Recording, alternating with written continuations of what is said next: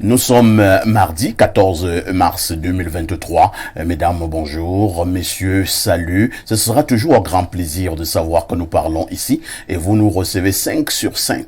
De l'autre côté, le programme c'est Espace Miné, 10h, 11h52. De toutes les façons, c'est le meilleur 10-12 en télévision en Afrique au sud du Sahara. Le triptyque n'a pas changé. Analyse, commentaires, mais également décryptage. Et pour cela, TVB, Théophile Vianney-Billa nous retrouvera dans quelques minutes pour la quintessence de l'information parue en kiosque au Cameroun. Bernardo Basson est confortablement installé pour la dénonciation de ce matin. N'oubliez pas, ce jour, en parlant de l'instant de l'analyse, nous allons faire un tour dans le monde du sport et plus précisément dans le domaine du volleyball au Cameroun avec une interrogation. Crise à la Fédération camerounaise de volleyball, un fauteuil pour deux présidents. Qu'est-ce qui coince? Qu'est-ce qui ne va finalement plus du côté de la Fédération camerounaise de football, de volleyball, entre tribunaux, mais également entre lobbying? Ça se joue véritablement à tous les sens. Ce matin, les démineurs posent le problème sur la table pour mieux comprendre la situation du volleyball en ce moment dans notre pays, le Cameroun. Pour en parler avec efficacité, on recevra tout à l'heure le chef service de sport de Info TV, en la personne de Patrick Bala, mais ils seront également juristes ce matin, ils seront analystes de sport, ils seront consultants, ils seront journalistes avec un seul objectif, vous dire que la vérité. Et parce que vous êtes en direct sur Info TV, sentez-vous privilégiés. Je commence par accueillir nos invités qui répondent déjà à présent. Bernardo, bonjour. Bonjour, parfait ici. Bonjour aux milliers ou millions de téléspectateurs du programme Espace Miné. Aujourd'hui, c'est la journée mondiale pour l'action des rivières. Donc, j'invite tous les citoyens à prendre acte de cette journée et à approprier les rivières. Parce que vous savez, aujourd'hui, les cours d'eau sont des dépotoirs, sont des endroits dans lesquels les personnes déversent tout et rien à la fois. Au Cameroun, vous savez qu'on a beaucoup de rivières. Déjà, on a un bassin hydrographique suffisamment intéressant, donc avec entre fleuves, rivières, lacs, océans et mers.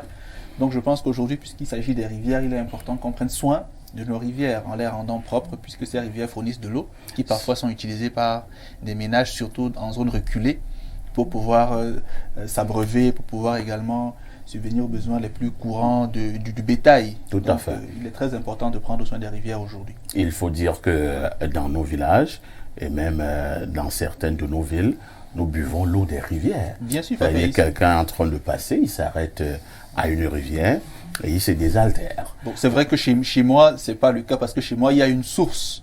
À Makora, une petite source en bas là où on peut boire de l'eau. Et il y a Maoua qui est la rivière justement où on nage. Et où également on fait de la pêche. Parce que par la pêche, on se nourrit. Tout à fait. Donc protéger la rivière, c'est protéger l'écosystème de la rivière et donc mettre en évidence la population qui y vit, à savoir les poissons, les crustacés, etc., pour qu'on puisse les pêcher et se nourrir. Donc prendre soin des rivières, c'est prendre soin de notre alimentation. La rivière, c'est tout un autre monde. L'eau, c'est tout un autre monde. Malheureusement, nous pensons que nous devons toujours aller troubler la tranquillité de ceux qui y vivent. C'est dans les rivières que nous balançons nos vieux chiens qui sont morts. C'est dans la rivière que nous balançons les vieux porcs qui sont morts, on ne sait comment. C'est dans la rivière que quelqu'un va aller se soulager. Vous suivez mon regard. Il se soulage en haut et toi tu bois en bas. Ça devient très compliqué. Merci Bernardo. En face de Bernardo, on accueille le consultant de tout temps et de tous les temps. Le seul qui nous restera lorsque tous les autres auront pris la poudre d'escampette. Et Pierre Blériot, bonjour. Bonjour, parfait ici. Bonjour dans le panel. Bonjour à nos millions de téléspectateurs. J'ai une téléspectatrice qui me dit depuis 3 jours d'arrêter de porter les costumes. Et pourquoi? Je lui ai dit que c'est des gens qui ont vécu à Douala. Ils croient que nous sommes ici à Douala. Je lui ai dit que la télé exige le costume. Donc je veux lui dire, ma chère amie, on est obligé de porter les costumes pour faire bonne figure. Même quand il n'y a rien dans ces costumes, il faut en avoir. Disons quand même que nous portons les costumes ici tous les jours. Mais le vendredi, sur Espace Miné, nous ne mettons pas les costumes. Nous sommes d'ailleurs en train de signer des conventions avec 2 stylistes. Ça va arriver parce que je suis très rigoureux et très regardant. Je vous ai dit que certains sont venus me rencontrer Mais lorsque nous avons causé, je me suis rendu compte que c'était des plaisantins. Donc, que c'est des stylistes qui pensent qu'ils peuvent encore être à la hauteur d'habiller les démineurs pour les vendredis. Ils doivent venir à Info TV et nous allons voir comment nous entendre sur ce partenariat. Il faut justement dire, hein, Pierre Blériot, qu'aujourd'hui également, je pense, Journée internationale des mathématiques. Oui. Oui, les mathématiques, j'aime en parler parce que c'est la science fondamentale du raisonnement. Ah bon? Oui. Contrairement à ce que nous pensons. Non, c'est la science fondamentale du raisonnement. Les mathématiques, ce n'est pas les chiffres que les gens écrivent. Non, les mathématiques, c'est le raisonnement. Lorsque vous voulez... Et c'est ça la problématique de l'enseignement des mathématiques au Cameroun. J'aime parler du Cameroun. C'est que lorsque j'ai rencontré très souvent les enseignants de mathématiques de lycée, j'ai pu observer qu'ils n'avaient pas beaucoup travaillé la logique. La logique mathématique est le fondement du raisonnement. Si vous ne l'avez pas acquise, vous aurez des problèmes à raisonner de manière rationnelle. Il y a au moins une quinzaine de formes de raisonnement et c'est la base de la réflexion. Donc, normalement, un bon mathématicien, c'est quelqu'un qui raisonne très haut. Voilà pourquoi, à une certaine époque, on a connu de très grands mathématiciens, en même temps, qui étaient également des grands philosophes. C'est comme ça que ça se faisait. René Descartes disait qu'il adore les mathématiques parce que elles fondent un savoir solide et constant. C'est une science exacte. Moi je peux aller loin, je vous citerai un Camerounais, l'un des plus grands raisonneurs, Henri Hochberlin, un très grand mathématicien. Professeur de mathématiques. J'aime vous dire toujours pour rendre hommage aux mathématiques et aux mathématiciens camerounais, que c'est une Camerounaise qui est la toute première femme à être docteur d'État en mathématiques, à être professeur en mathématiques. Elle est l'épouse d'un Ivoirien, elle vit en Côte d'Ivoire, je crois qu'elle est toujours vivante. Elle s'appelle Joséphine Guidi Wadja. Parfait, ici, permettez. Oui, Bernardo, allons-y. Lorsqu'on parle de quotient intellectuel, on fait référence à la logique mathématique. Vous voyez, donc, le quotient intellectuel, c'est âge mental fois âge chronologique sur 100.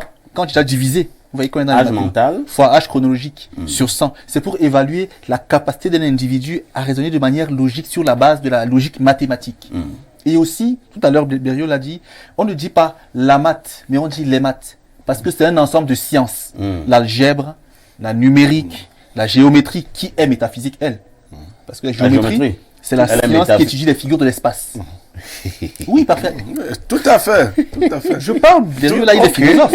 Donc, la géométrie, elle est généralement métaphysique, tandis que la numérique, elle est physique. Et les deux pondent des théories sur lesquelles se fondent des logiques, des raisonnements.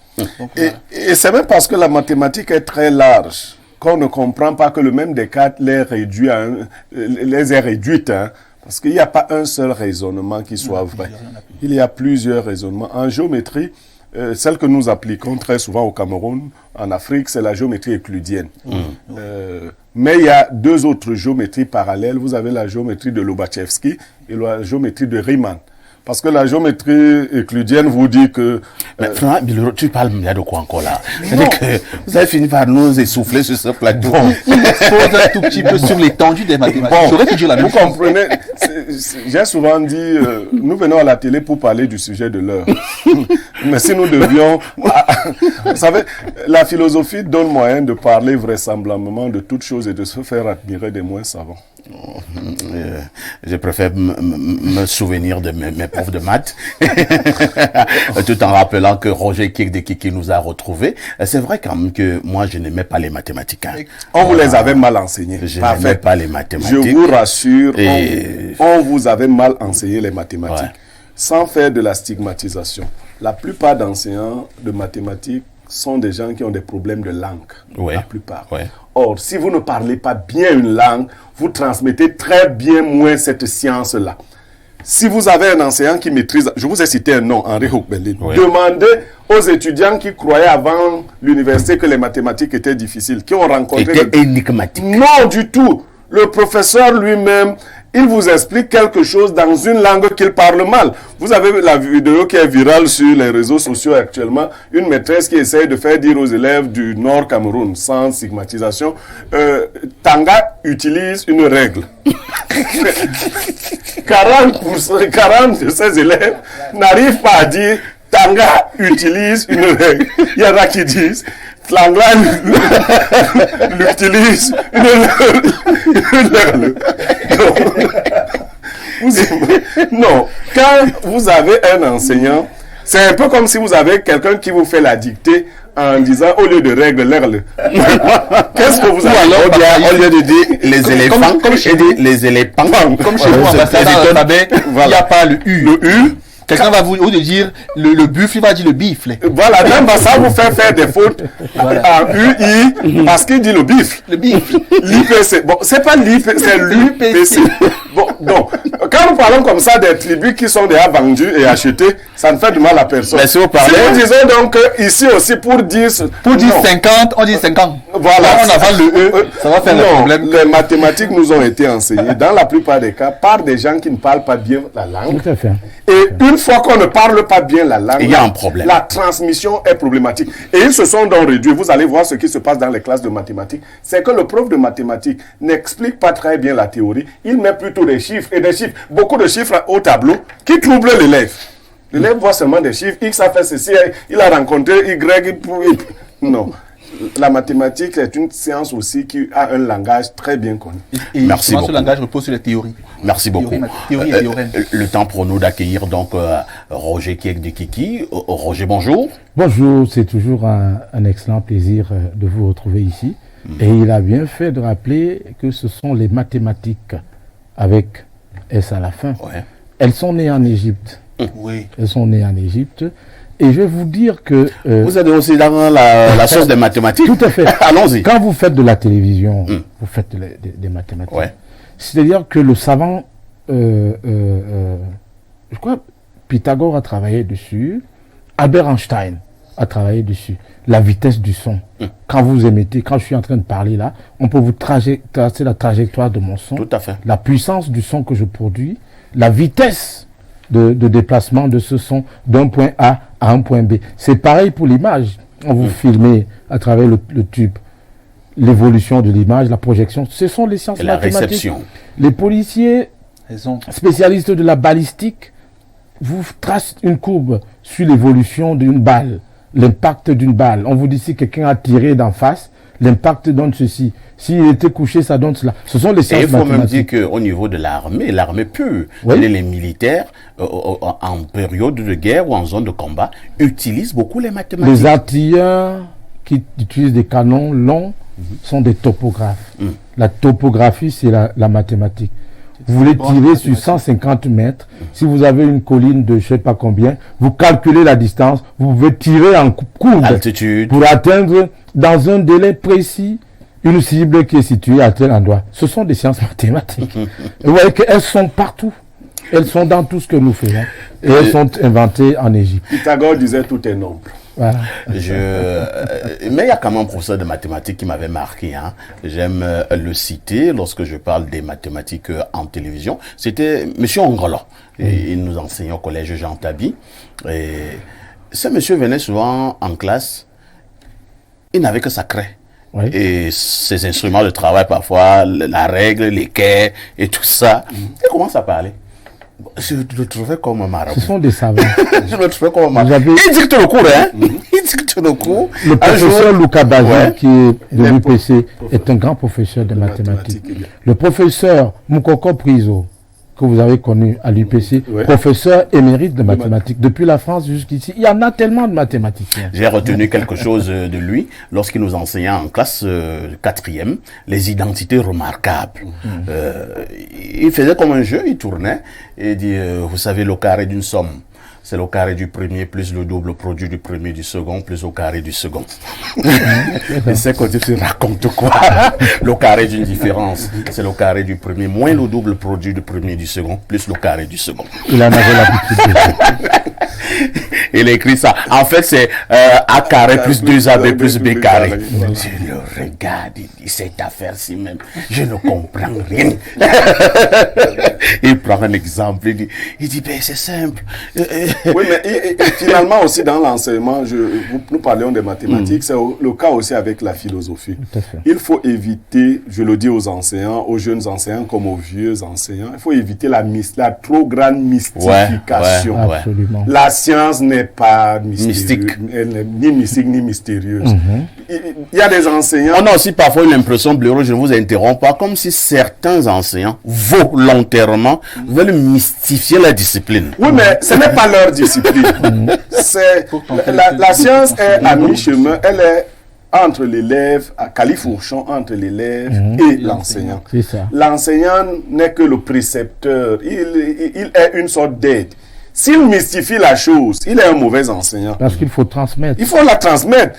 C'est l'une des rares richesses que vous avez qui a cette faculté que lorsqu'on la donne, elle se multiplie. L'argent, c'est pour ça que je n'aime pas que les gens me demandent l'argent. Quand vous donnez l'argent, il diminue. Quand vous donnez le savoir, il se multiplie. C'est bien ça. Merci beaucoup. De toutes les façons, nous allons rendre un vibrant hommage ce matin à tous les enseignants des mathématiques à travers le monde. Et ils ne sont pas toujours aimés des enseignants, des élèves, parce que la majorité des enseignants des mathématiques sont également trop rigoureux. Ils sont trop rigoureux et les élèves ne les aiment pas beaucoup. Parce que ils rentrent dans le syndrome de la volonté de mystifier l'enseignement pour tenter de se présenter comme étant des êtres supérieurs, érudits, etc. Et ça, c'est quand même très mal pensé et très mal structuré que de voir des choses comme ça. Du coup, moi également, quand j'étais élève parfait ici, je n'étais pas bon en mathématiques. Du coup, la séquence où j'avais peut-être 7 en mathématiques, j'étais pas loin des 13-14 de moyenne. Ça, c'est vrai, parce que je n'aimais pas les mathématiques. Mais j'étais plus à l'aise dans les langues et dans les matières. Sauf qu'après, quand j'ai commencé à lire davantage, après le bac, j'ai commencé à lire beaucoup de livres, je me suis rendu compte que les mathématiques sont extrêmement logiques. Et comme, parce que moi je suis pas trop adepte du raisonnement, parce que le raisonnement parfois a tendance à limiter la pensée, du moins le raisonnement logique. Il est dans l'esprit, il n'y a pas que la logique, il y a autre chose. Un fou n'est pas forcément logique, mais il vit. Donc parfois j'utilise l'instinct, des fois la raison, etc. pour pouvoir m'en sortir. Dans les mathématiques, j'ai pu voir leur importance dans le temps. Merci beaucoup. Est encore attendu sur ce plateau Stéphane Edigui, qui est analyste de sport. Je prends le premier verre d'eau. Théophile Vianney-Bia, bonjour. Merci, parfait Haïti, bonjour. Bonjour également au panel. Bonjour aux téléspectateurs que je retrouve fièrement ce mardi. Bonjour également aux téléspectatrices que je salue avec beaucoup de tendresse. Théophile Vianney-Bia qui salue les téléspectatrices avec beaucoup de tendresse est l'homme de la revue de la presse sur Info TV. Tous les matins, il vous donne rendez-vous lorsqu'il est 6h45.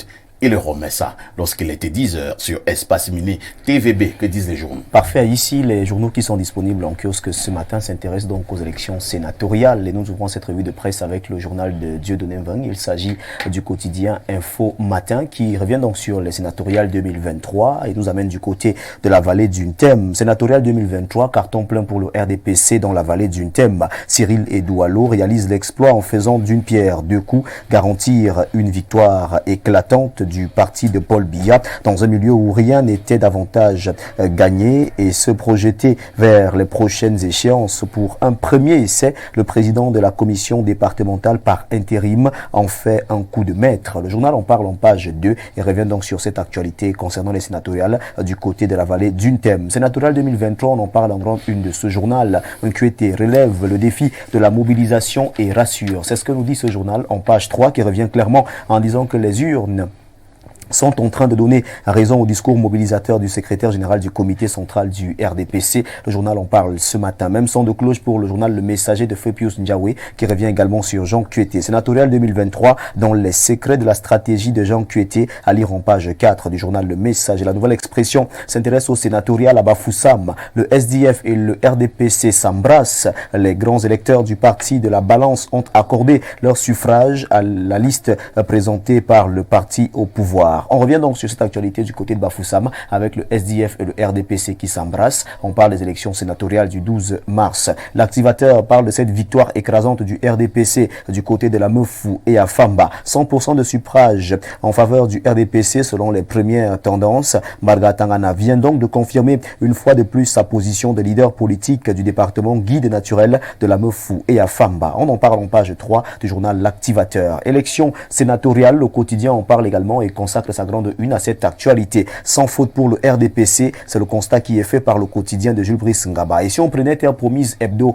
de Marc Omboui, qui parle également de cette même actualité en grande une, sénatoriale 2023, RDPC, un point c'est tout. C'est la une de ce journal qui est disponible en kiosque et qui nous fait savoir que le 12 mars 2023, le parti au pouvoir n'a laissé aucune chance à ses concurrents en raflant les 70 sièges de sénateurs des 10 régions. Paul Biya va devoir attribuer quelques strapontins au parti ami entre guillemets sur les 30 qu'il va nommer. Le journal Terre Promise Hebdo revient donc sur cette démonstration de force du Rassemblement démocratique du peuple camerounais. Hot News s'intéresse également au sénatorial 2023. Le RDPC mène la course, c'est ce que nous dit ce journal qui revient également au BAT1 sur l'intégralité de la déclaration du ministre de l'administration territoriale, déclaration donnée quelques minutes après la fermeture des bureaux de vote au Cameroun après l'élection du 12 mars. Le régional qui est en kiosque parle également de cette élection sénatoriale et nous dit que le RDPC bat l'opposition dans une élégance républicaine face à une opposition nonchalante. Le Rassemblement démocratique du peuple camerounais, RDPC, s'impose. Le journal de Rodrigue Florangani revient sur cette actualité. L'essor d'Aboubacar Machia Mohamed parle sénatorial dont la Damawa et présente les 8 artisans de la victoire du Rassemblement démocratique du peuple camerounais. Les voici donc: Mohamedou Mustafa, Mohamedou Saoudi, Ala Diabo, Aboubacar Garba, Mokhtar Amadama, Aboubacar Al-Fati, Mohamedou Gigado et Aliou Dewa. Ces 8 artisans de la victoire du RDPC sont présentés dans ce journal. Sénatorial 2023 à l'ouest, 100% pour le RDPC dans les hauts plateaux. C'est la une du journal République Frères et Timothée et Somba Bena qui vient donc présenter la promesse de campagne. L'honorable Bernard Fongang va construire un bâtiment scolaire. L'actualité est à lire dans ce journal qui s'intéresse à cette actualité concernant la politique au Cameroun et plus précisément les élections sénatoriales. Et si on retrouvait également l'unité, ce journal reste dans la région de l'Ouest mais nous amène du côté de la MIFI avec le ministre Nguye Kante et Sylvestre Ngouchingue qui explosent les records dans la MIFI. Le journal L'Unité en parle ce matin et revient sur cette actualité. Élection des sénateurs, climat honorable, c'est ce que nous dit le journal Breaking News qui revient donc sur le climat de ces élections sur l'ensemble du territoire national et le journal dit que l'heure est à présent au processus de centralisation et de vérification des suffrages au niveau des commissions régionales de supervision. Le dossier vous est présenté de la page 6 à la page 7. Camaroès, victoire logique du RDPC au sénatorial. Mohamedou Mustafa parvient à terrasser l'UNDP dans la Damawa. On nous le fait savoir ce matin au journal Camaroès. Axe Yaoundé-Douala, on en parle avec Mutation qui nous plonge dans cette autre actualité concernant l'insécurité qui va galopante sur l'axe Yaoundé-Douala. Les gangs au Caillou sont présentés en page 5. Des coupeurs de route s'attaquent à des passagers dans des bus après les avoir caillassés puis immobilisés. Le gouverneur du littoral organise la riposte. Cette riposte est présentée en page 5 du journal Mutation. En pièce 1 du journal Le Jour d'Aman Mana, on parle également de cette actualité. Douala Yaoundé, des véhicules attaqués. 4 personnes interpellées. C'est ce que nous dit le journal Le Jour en page 5. L'essentiel du Cameroun. Le journal d'Antoine Wongwa Handa parle d'insécurité. Les coupeurs de route sont de retour. Les voyages de nuit sont devenus dangereux sur les axes Yaoundé-Bafoussam et Yaoundé-Douala. Des coupeurs de route sèment la terreur. Rien que le week-end dernier, pas moins de 4 agressions visant des véhicules de transport de marchandises et des personnes et des voitures particulières ont été commis sur ces axes très fréquentés. Le bilan actuel est d'un mort et de plusieurs blessés. Une situation alarmante qui a amené les autorités administratives et les forces de maintien de l'ordre à réagir. La sécurisation des zones d'agression devrait rassurer les transporteurs et les voyageurs. Le journal en parle en page 3. Ce Guardian Post qui est disponible en kiosque nous dit que parlons de la célébration de la journée internationale du Commonwealth. Yaoundé se prépare et le ministre Félix Mbayou prépare avec détermination cette célébration qui vise le maintien de l'image de paix. On en parle en page 4 du journal The Guardian Post Daily qui est disponible en kiosque et qui revient sur cette actualité. L'info à chaud nous amène du côté du CILI, Salon international de l'industrie du livre de Yaoundé qui a refermé ses portes le 12 mars dernier, donc dimanche. Ce journal parle donc de ce salon qui s'est refermé et nous fait savoir que le roman Fils de prélat de Armand-Claude Abanda a été primé lors de la fermeture de ce salon international de l'industrie du livre. Expression politique de Bertrand Eba s'intéresse à l'assassinat de Martinez Zogo. Paul Biya tient une réunion de crise en Vomoka, c'est la une de ce journal. Le chef de l'État a tenu un conclave de sécurité restreint dans son village natal. Le MINDEF Betty Assomo a été chargé de suivre personnellement le dossier sur la mort du journaliste. Le général Ivo Decencio Yenwo et le SGPR, Ferdinand Gongo, hors jeu. C'est ce que nous dit le journal Expression Politique qui est en kiosque et qui revient donc sur cette autre actualité. Coopération. Le directeur général adjoint du FMI est au Cameroun. Le journal de François Bambou nous le fait savoir. Kenji Okamura séjourne au Cameroun dès ce 14 mars pour une série de rencontres avec le chef de l'État, le Premier ministre et les ministres des Finances et de l'Économie ainsi que les dirigeants de la Banque centrale. Nous refermons cette revue de presse avec l'économie de Thierry Ekouti qui est en kiosque et qui s'intéresse à l'impression des manuels scolaires. Les éditeurs locaux tournés vers l'extérieur, c'est ce que nous dit le journal L'économie en page 3. Plusieurs raisons expliquent cette situation qui constitue un manque à gagner important pour l'industrie locale de l'imprimerie. C'est avec ce journal que nous refermons cette revue de presse. Acte 2 sur Info TV. Mesdames, Messieurs, de votre aimable attention, infiniment merci. Et nous vous invitons très massivement à vous rendre dans les kiosques pour vous procurer un journal au prix de 400 francs CFA pour que vive la presse camerounaise. Si vous avez beaucoup de pièces à la maison, vous collectez tout simplement 4 pièces de 100 francs, 8 pièces de 50, 16 pièces de 25, 40 pièces de 10 francs, 80 pièces de 5 francs, voire 400 pièces d'un franc CFA seulement et vous avez votre journal. Si vous avez un bien, ne vous en faites pas. Rapprochez-vous des distributeurs de journaux. Ils vous remettront non seulement votre journal, mais également votre reliquat. C'était la revue de presse Acte 2 avec Théophile Vianney Bia. Appelez-moi TVB si vous le désirez. Ou encore le lion indomptable du micro. Merci, El Perfecto. Merci TVB, le lion indomptable du micro. Merci pour cette brillante revue Je vous en prie. De la presse. Je vais chercher 400 pièces de 1 franc. Oui. Cherchez à collecter ces 400 pièces d'un franc et vous vous rapprochez d'un distributeur de journaux. Théophile Vianney, vous ne partez pas. Oui. Le 19h en anglais, c'est ce soir, sans oublier le 20h en français. Un fait saillant de l'actualité à développer. On va revenir sur cette actualité du côté de Macaque. Il y a un monsieur qui est porté disparu, qui a disparu dans les eaux d'Union. Nos équipes étaient sur le terrain, donc on reviendra sur cette actualité. On va également faire un arrêt majeur pour rendre hommage aux mathématiques et aux mathématiciens. On va parler donc de cette journée qui se célèbre aujourd'hui. Voilà les actualités phares que nous pouvons retrouver au 19h et au 20h sur Info TV ce soir. Si vous pouvez mettre la main sur le professeur Horbelen.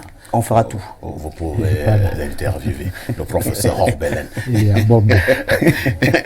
Roger dit... Il est à Bordeaux. On fera tout. Mais oui, on peut le joindre à partir de Bordeaux. Info TV est sur le SAT. Vous avez oublié. Ah oui, c'est ça, c'est possible. Depuis Bordeaux. Ah, oui. Théophile Vianney. Parfait, ici. À demain 10h. Avec le même plaisir, le même bonheur. Très bonne suite d'émission à vous. Merci beaucoup. Alors, il y a justement ce fait de l'actualité qui nous intéresse ce matin. Roger Blériot et Bernardo. Décidément, je ne sais plus ce qui se passe au Cameroun. Nous avons suivi le communiqué du ministre des Transports hier, Ernest Ngale Bibé, nous faisant comprendre que sur l'axe Yaoundé-Douala et un tout petit peu aussi sur l'axe Yaoundé-Bafoussam, il y a un nouveau style de coupeur de route qui balance des projectiles sur des voitures de transport et cible beaucoup plus des bus, des gros camions et balance ces projectiles-là sur des pare-brises dans l'espoir que le véhicule, le bus va s'immobiliser et pouvoir dépouiller les passagers. Roger Kiek, finalement, qu'est-ce qui ne va plus au Cameroun? Mais c'est une espèce de phénomène de coupeur de route qu'on avait déjà vécu dans le septentrion, dans l'extrême nord aussi également. Je vous dirais que même sur l'autoroute Yaoundé-Nsimalen, on agresse. Oh là là. C'est-à-dire que là-bas, on vous poste une fille presque en situation de détresse, qui vous stoppe. Et quand vous vous arrêtez, des gens armés de machettes et de gourdons surgissent et vous de la broussaille pour vous dépouiller. C'est l'insécurité généralisée. Et quand ça se fait, moi je suis un modeste analyste sociopolitique, quand ça se fait en même temps sur l'axe Yaoundé-Douala et sur l'axe Bafoussam, deux grandes routes nationales, ça ressemble à quelque chose de planifié. C'est-à-dire qu'il y a des gens qui planifient le chaos pour mettre en difficulté le pays. N'oubliez pas que nous vivons une atmosphère de fin de règne et que tout est possible pour mettre en difficulté le pouvoir en place. Ça traduit aussi un malaise généralisé. Ceux qui volent, ceux qui tuent, ceux qui pillent, quelquefois n'ont rien. Et les politiciens, les instrumentalisateurs profitent donc de cet état de choses pour mobiliser ces gens-là qui se retrouvent donc à piller, à tuer, à violer et à casser. Il est même fort possible que dans les mois qui viennent, nous vivions, même dans des grandes villes comme... D'ailleurs, à Douala, il y a des quartiers où vous ne pouvez pas partir à 17h ou 18h. On vous dépouille de tout. Allez ici en van, en plein 18h, gare routière d'un van, 18h, 19h, on vous dépouille. Donc c'est un phénomène tout à fait sérieux qui méritent des attentions toutes particulières. Très bien.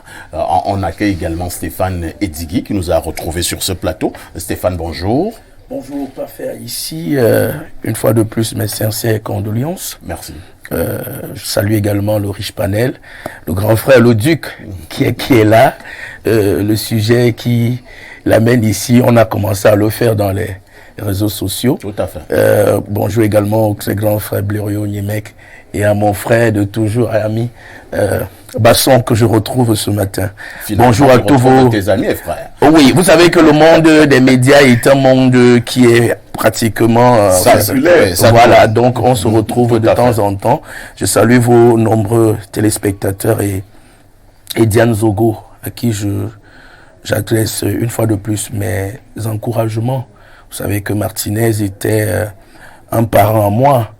En réalité, je l'appelais cousin, mais en réalité, c'est mon cousin, mon oncle maternel, du côté des Manguissa, parce que ma maman vient de ce côté-là. Et je dois vous assurer que jusqu'ici, je n'en reviens pas encore. C'est toujours un coup pour la famille et même pour le Cameroun. Merci beaucoup Stéphane Edigui. Je rappelle que vous êtes juriste de formation. Vous excellez également depuis un certain temps dans l'analyse de sport. Je vous accueille avec ce sujet qui nous préoccupe véritablement ce matin pour mutation de Boyomo. Il s'agit des gangs au caillou. Des gangs au caillou. Ils balancent des projectiles sur des pare-brises dans l'espoir que ces bus puissent être immobilisés ou tout autre véhicule pour vous dépouiller et parfois également pour vous faire la peau. Le ministre des Transports, Ernest Massenanga BBN, nous rappelle, nous informe que 4 personnes ont été interpellées hier et maintenant le gouverneur de la région du littoral, M. Dibois, est en train de prendre toutes les mesures avec les forces de sécurité pour que nous ne vivions plus jamais cela. Bon, mais jusqu'ici, moi je pense qu'on aurait pu être proactif, qu'on aurait évité ça. Vous imaginez... On devait s'imaginer que les gens vont lancer des trucs sur les pare-brises. Vous savez, nous avons... Le problème, je le décris pour nos frontières. Nous avons des frontières poreuses. Il en est de même pour nos routes. Vous pouvez vous faire tuer dans nos rues sans qu'il n'y ait aucune intervention. Voyez-vous, aujourd'hui on parle de cailloux, mais il y a quelque temps encore on parlait des œufs. C'est-à-dire quand on vous lance un œuf, si vous faites l'erreur avec l'essuie-glace de nettoyer, mais vous êtes foutu. Vous ne voyez plus rien. Vous ne voyez plus rien, vous êtes obligé de garer beaucoup de véhicules sont automatiques. Moi, le mien, dès que je reçois quelque chose de liquide, ça déclenche les essuie-glaces. Donc, bon, Dieu merci, on a pu déjà prendre quelques-uns. Il faut effectivement mettre sur pied, sur ces axes-là, des comités de surveillance, de vigilance, je crois que c'est comme ça qu'on appelle ça, et travailler avec les populations. Et même penser aussi même à électrifier. On n'a pas, il n'y a pas, justement, au-delà de ça, il n'y a pas de caméra, il n'y a rien, c'est-à-dire que vous ne savez pas exactement. Après, on va vous parler de la présomption d'innocence. C'est-à-dire que voilà des gars qui, ça s'est fait à Bafia dernièrement dans ma belle famille, où des enfants entrent, on les appelle des microbes. Ils font semblant de vendre quelque chose. Quand vous garez, ils entrent dans le véhicule avec des couteaux, vous poignardent et vous prennent tout ce que vous avez. Et je crois que c'est le grand frère qui parlait des situations de détresse. Comme les Africains sont généralement des personnes émues de compassion, vous voyez une dame qui est en train de crier avec un bébé, vous garez et vous êtes malheureusement pris au piège par ces brigands-là. Notre système sécuritaire gagnerait à être proactif. Très bien. J'ai l'impression que on réagit tout le temps et ça fait pas très sérieux. Pierre Blériot Niemek, ça commence à faire beaucoup pour le Cameroun. Je pense que cette nouvelle forme d'attaque pouvait quand même attendre. Non, parfait. Au risque d'être prétentieux, on n'a pas besoin de comité de vigilance et autres. Le souci souvent, c'est que quand vous êtes habitué à mal faire les choses simples vous échappent. C'est vrai. Ok. Ce qu'il faut faire. Moi, je le dis, que les bandits suivent et que les autorités suivent. Vous mettez des antigants dans les cars qui voyagent. Oui. Et vous les envoyez dans chaque car qui quitte Yaoundé, vous mettez des antigants. Dès que ces gars lancent les cailloux, ils cassent, les antigants donnent des ordres aux autres passagers de se coucher. On les abat. C'est-à-dire qu'ils vont entrer, puisque leur travail c'est d'entrer. Tout à fait. Ils vont entrer. On les abat. Il n'y a pas de sommation, on les abat. C'est comme c'est dans ma zone, c'est les Bassards, forcément. Tout à fait. Voilà, on les abat. Sur la zone aidée à Dibamba. Même si ce n'est pas les Bassards, on les abat. Il ne faut pas encombrer les gens.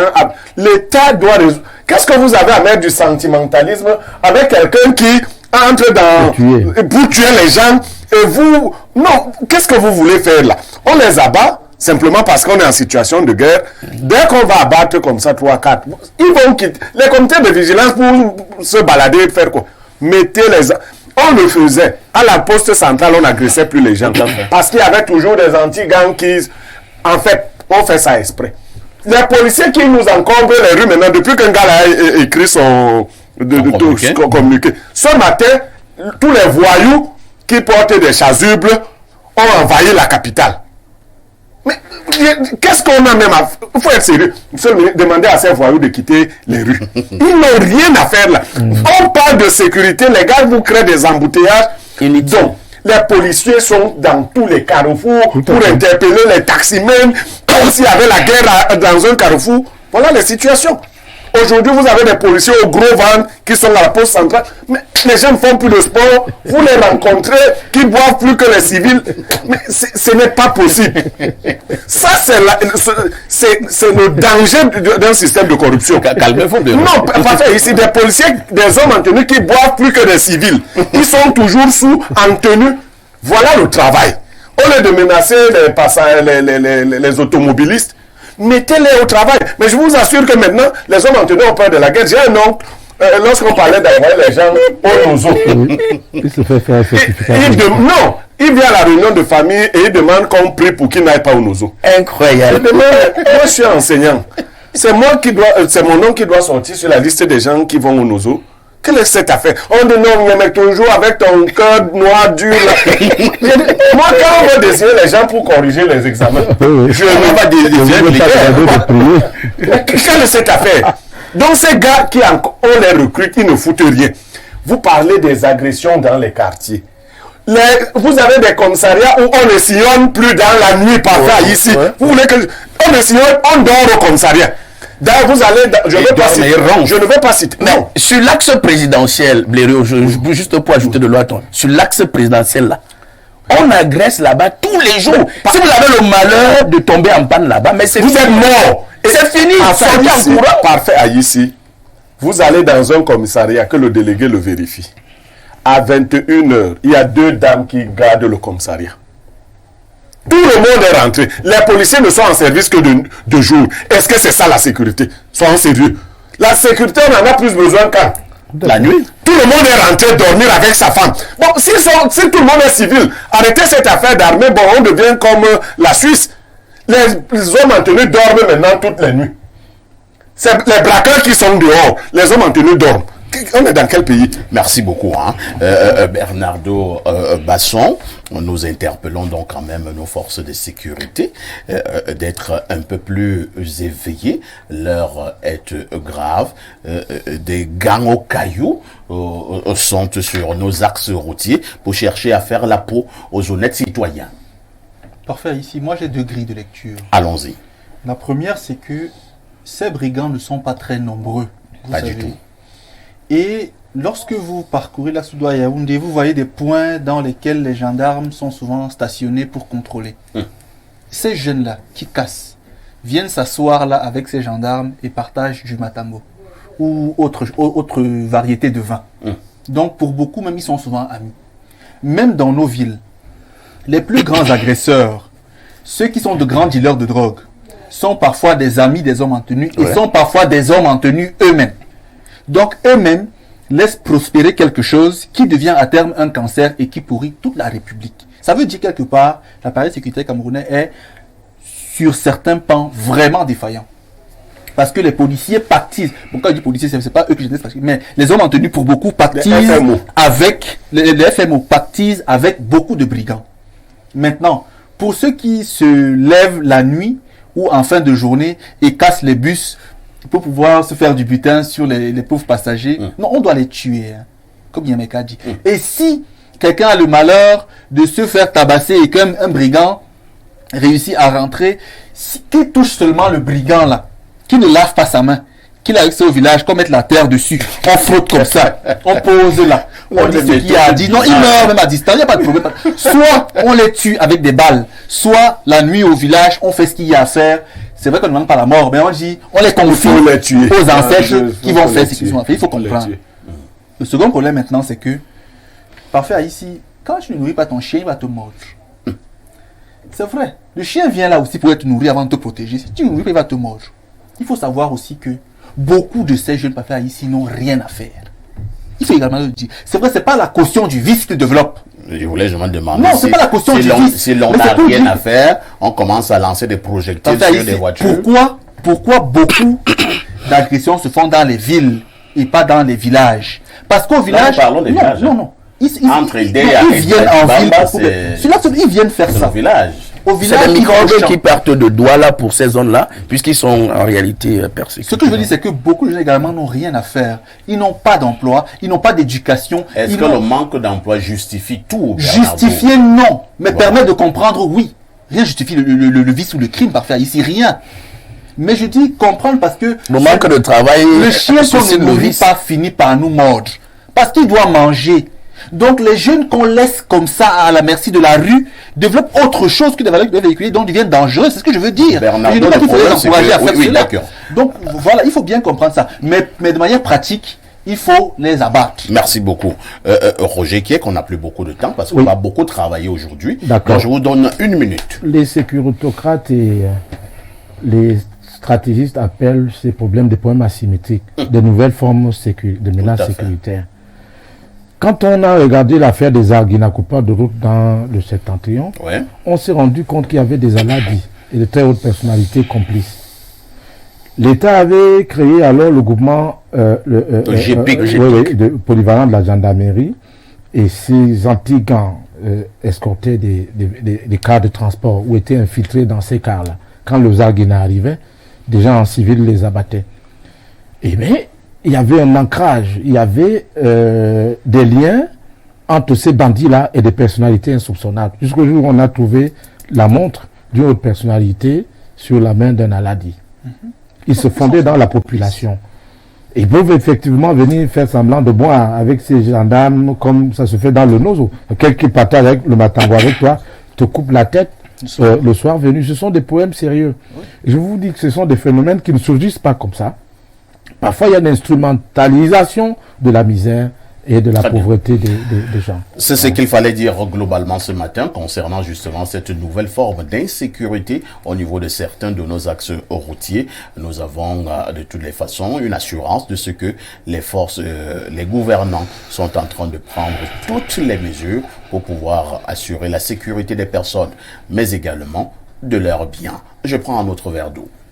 La dénonciation restera ce fait de société qui vous énerve. Mais à notre niveau, nous mettons sur la table de débat ce fait de société. Question de propulser ou alors de proposer quelques esquisses de solutions. La dénonciation de ce matin est une affaire de Bernardo. Parfait. Ici, aujourd'hui, je dénonce un fait de société qui a pignon sur rue, qui est très courant et qui devrait interpeller conséquemment à une vidéo qui est devenue virale hier sur Twitter. La réalité, il semble que de plus en plus de jeunes se livrent à la consommation de certains exhausteurs de performance sexuelle. Donc, on a beaucoup de jeunes qui achètent des produits plus ou moins dopants pour devenir plus forts sexuellement. Et donc, parfois, les conséquences sont telles que lorsqu'on n'arrive pas à satisfaire le besoin pour lequel on a pris le produit, ça crée des effets secondaires et parfois on n'arrive plus à se contrôler. Donc, certains perdent complètement le contrôle. Du coup, la vidéo que j'ai vue hier, c'est dans laquelle un jeune homme est en train de crier je veux, bon, il dit je veux Nias, je veux Nias, je veux Nias. Ouais, il crie dans la vidéo.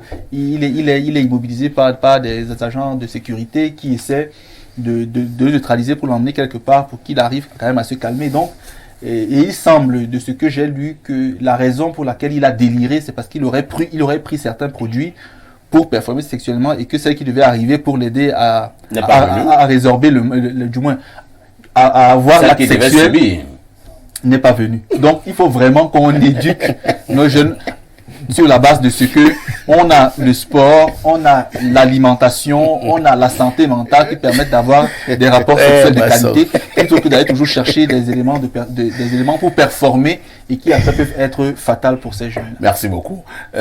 Stéphane Edigui, je me suis toujours posé une vieille question. Hein. Est-ce que l'acte sexuel c'est un combat?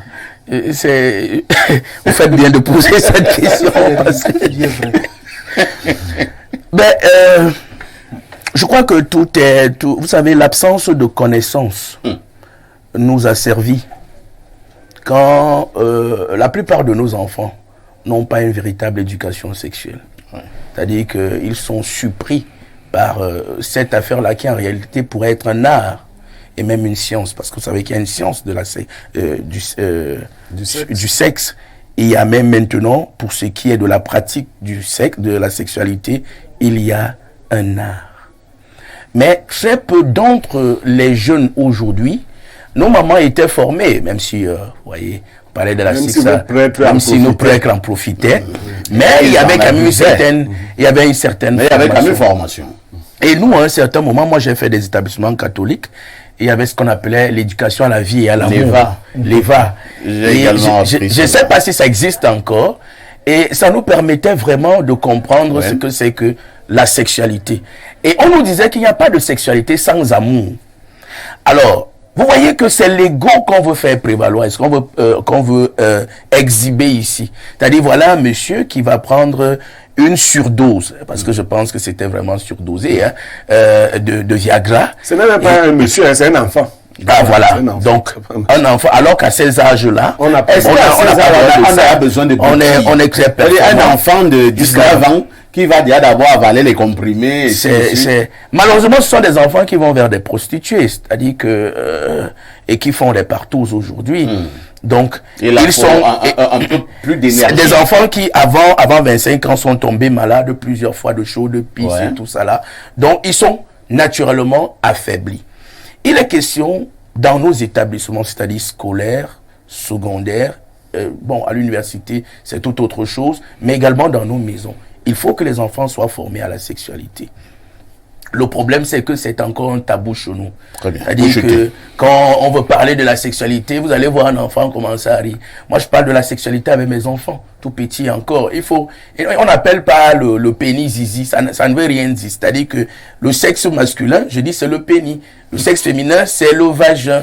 Et maintenant, non, mais c'est des enfants de 3, 5 et tout. C'est précoce quand même. Non, c'est pas une question de précocité. Vous savez, hein, une chose qu'on a l'habitude de reprocher aux Noirs, c'est qu'ils aiment mettre le tabou en tout.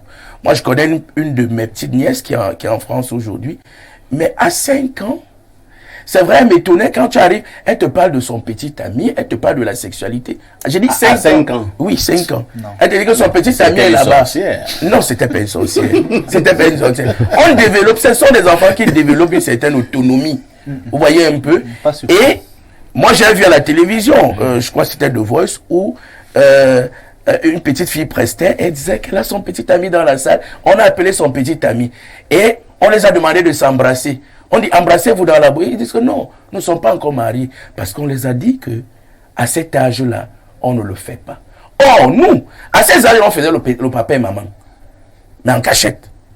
C'est-à-dire que quand nous, quand les parents pensent que les enfants sont ignorants là, sachez qu'il faut dire les papas et maman, et ils savent que c'est mauvais. Nous, on a utilisé le sexe, on a dit que c'est les mamans Satan. Moi qui suis bêtis. Les mamans Satan, c'est des choses du diable. Or, le sexe n'est pas une affaire du diable. C'est une affaire de Dieu que Dieu a donné pour qu'effectivement que nous puissions en jouir. Sauf que il y a un moment pour jouir du sexe. Il y a des canaux. Et ça, on doit pouvoir enseigner ça à nos jeunes gens. Roger Kiki, il y a une nouvelle industrie qui semble prospérer depuis quelques années au Cameroun. C'est justement l'industrie de la vente de ces choses-là pour booster l'énergie du Pays-Bas. Je préfère le dire ainsi. C'est-à-dire que si vous voulez avoir de l'argent, commencez à dire que bon voilà des écorces, des décortions, dès que vous prenez ceci, vous faites 2 heures de temps sur une femme, et vous aurez une clientèle inimaginable. Est-ce qu'il faut dire que les Camerounais sont en panne pour ce qui est de la sexualité? Trop de stress. Le sociopolitiste Mathias Konangeni parle d'une société libidinaliste. Seigneur Jésus. C'est-à-dire nous sommes dans le libidinalisme. Ailleurs, chez les Occidentaux, c'est déjà l'hyperlibidinalisme. C'est-à-dire qu'on est dans ce qui n'est pas essentiel. Quand on éduque un jeune, un enfant, on l'éduque sur l'essentiel, au fur et à mesure qu'il évolue. À la télévision, vous regardez ces boissons energizer ou énergisantes. On les vend partout au bord de la route. On dit que ça booste les choses. Et tous ces jeunes-là, ils boivent ces choses-là comme ça. Parce que c'est vendu. Tout à fait. Vous allez au rond-point de la poste centrale, vous allez trouver des gens assis là, à même le sol, avec des poudres. Et sur leur comptoir, il y a des pennies en bois. Simplement, qui indique ce que ça veut dire. Ils vendent là partout. C'est ainsi que vous trouverez donc également dans les pharmacies des rayons des Kamasutra. Il y en a. Zizi Fort, Bois Bandé, machin. C'est vendu en pharmacie. Dans tout cela, on se retrouve. Parce qu'en réalité, il faut un âge. Si Stéphane, mon frère Stéphane a pensé qu'il faut leur éduquer. Bon, il faut les éduquer à cet âge. Bon, ok, il faut aussi prendre le bébé de 5 ans, le mettre au volant et lui dire, bon, voici l'accélérateur, voici l'embrayage. Il y a un bonhomme qui a pris le véhicule de sa mère le 11, je crois que c'était le 11 février. Le 10 février. Avec ses camarades. Il s'est donné la mort derrière l'hôtel Hilton. C'est-à-dire qu'on avait peut-être pris l'habitude de l'envoyer chauffer la voiture. Et de lui montrer. En réalité, il y a des choses qui correspondent à des âges. À des périodes de la vie. Ouais. Quand j'essaie de rigoler avec mon petit junior qui a 7 ans, et je lui dis, il dit, papa, non, c'est quand je serai grand. Sa mère, il travaille, moi j'y travaille, j'essaie de... Il me dit non, ces affaires de fiancé, c'est quand il sera un peu plus grand que ça. Donc il y a une façon responsable d'aborder ces choses. C'est tout. Malheureusement, nos jeunes, il y a un problème d'illettrisme, d'analphabétisme. Quand tu les vois dans la rue, est-ce qu'ils vont à l'école? La quantité de jeunes que vous voyez dans la rue, ils s'auto-éduquent comme ça. Et en plus, vous avez les médias de masse, la télévision, les réseaux sociaux. J'étais en train de regarder une série que ma femme aime regarder le soir. J'ai bien vu que dans cette série, presque dans toutes les séries qui passent le soir, on y a déjà introduit un peu d'homosexualité. Ouais. Des hommes et des femmes qui s'embrassent. Même dans les dessins animés, les Tintins. Vous avez il y a plein de dessins animés, vous avez des scènes. Parce qu'en réalité, l'Occident est dans un objectif de pouvoir nous entraîner dans l'hyper-libidinalisme. C'est des choses qui peuvent vous arriver quand vous êtes en post-industrialisation. Nous voulons encore bâtir l'Afrique. On a tout à construire là. Est-ce qu'on peut déjà se permettre ce luxe-là? Donc, en réalité, ces contenus, ces éléments, cette éducation de rue-là, etc., aliène notre jeunesse. Merci beaucoup. Et elle risque complètement de se perdre si nous n'y prenons pas. Rien n'est fait. Pierre Blériot-Niémec, on dira peut-être que c'est bien fait pour ce garçon, ce jeune homme qui attendait donc une petite. Il va d'abord se doper avec des produits bizarres. Maintenant, la petite n'est pas venue. Il crie maintenant partout, je veux. Il va le fouetter. Non, c'est la société qui est en échec. Il n'y a pas que ce jeune homme. Il y a même des ministres qui prennent ça. Comment ça? Et se mettent à crier dans leur bureau. Tout à fait. Quelquefois, si une secrétaire ne se livre pas, on appelle un garçon. Oh là là. Non. L'éducation sexuelle ne consiste pas à dire à l'enfant comment utiliser le sexe en premier. C'est beaucoup plus spirituel que ça. Beaucoup d'hommes sont déséquilibrés. Moi, quand je dis que je suis polygame, les gens voient trop le sexe. Non. La manière d'utiliser le sexe est spirituelle et c'est un art. Si vous savez que vous n'avez pas de performance sportive à rechercher dans le sexe, vous n'allez pas prendre les zizi forts et autres. Si vous savez qu'une femme qui vous aime produit un liquide spécifique au moment où vous devez vous accoupler, et que ça facilite un certain nombre de choses, vous n'allez pas aller avec des femmes qui ne vous aiment pas, auprès de qui vous êtes en train de faire un sport, mais vous n'êtes pas en train de faire l'amour. Il faut discipliner tous les hommes à utiliser leur corps. Si vous l'utilisez donc comme une machine, parce que l'homme peut aussi devenir une machine, vous êtes donc un travailleur du sexe. Et quand vous êtes un travailleur du sexe, vous avez besoin de soutien. Forcément, si vous travaillez le sexe n'a plus la même vocation que celui qui fait l'amour. Les travailleurs de sexe. Ce qui est regrettable, ce sont les images subliminales que nous passons. Est-ce qu'il y a encore des petits téléfilms au Cameroun qui enseignent comme la vie de famille? Non. Qu'est-ce qui a pris la place de l'éducation sexuelle? C'est des TikTokeuses. Chaque TikTok au Cameroun, on présente les fesses et les seins. Tous les débats aujourd'hui tournent autour des performances sexuelles. Les femmes refont les seins, les petites filles se font injecter au niveau des fesses. Et il y a même des nouvelles appellations. Les garçons FAF. Oui. FAF. Tout un ministre de la République a dit qu'il était FAF. Oui, tout un ministre. Il a dit les clips vidéo à la télé, c'est le sexe. C'est le sexe. Donc, nous n'avons, je le disais à Bernardo quand on arrivait, nous n'avons pas prévu un tissu social solide pour protéger. Et encore que même, je vous dis, au sommet de l'État, le sexe, les femmes qui ont beaucoup d'argent, la influenceuse, qui leur donne l'argent? Ce sont les ponteurs du système, des gens qui ont beaucoup d'argent. Donc, le sexe aujourd'hui est présenté comme une industrie. Bon, les hommes d'affaires peuvent aussi leur donner l'argent. Non, voilà. Il y a même il y a une jeune dame, parfois ici, des influenceuses. Parfois ici, il y a une jeune dame qu'on appelle croqueuse de diamants qui distribue l'argent à tous ses followers ces derniers temps. Vous avez plein de jeunes filles qui n'ont fait aucune étude, qui n'ont aucune référence intellectuelle, artistique et autres, qui ont beaucoup d'argent. On dit que c'est parce qu'elles ont des relations avec certaines personnes. Les sportifs, je rentre directement dans le milieu du sport. Il n'y a plus cet encadrement, surtout ceux qui sortent de chez nous. Vous voyez les scandales que vivent beaucoup de sportifs. Je crois qu'il y a un certain environnement qu'on doit mettre autour du sportif pour qu'il sache. Quand un jeune commence à avoir beaucoup d'argent, il pense qu'il doit utiliser cet argent pour faire beaucoup de sexe. C'est ça. Mais il faut lui dire que c'est pas pour ça. Et beaucoup ont raté leur vie. Ne les voyez pas là. À cause du sexe. Le sexe a conduit à en enfer beaucoup d'hommes. C'est-à-dire que quand on veut vous tuer, si vous n'avez pas appris à utiliser votre sexe, on l'utilise pour vous tuer. Le sexe est plus dangereux que la drogue. D'ailleurs, le sexe a fait plus de victimes que toutes les guerres réunies. Oh là là. Oui. On dit, pour le dire de manière savante, on dit que la matrice a causé plus de dégâts que le canon. Tout à fait. La matrice a causé plus de dégâts que le canon. Alors, la matrice, c'est le sexe. C'est le sexe. Donc, si on ne fait pas attention à cette éducation de nos masses, si on n'a pas de modèles, si on a des ministres dont des gens sortent des cabinets en criant, bon,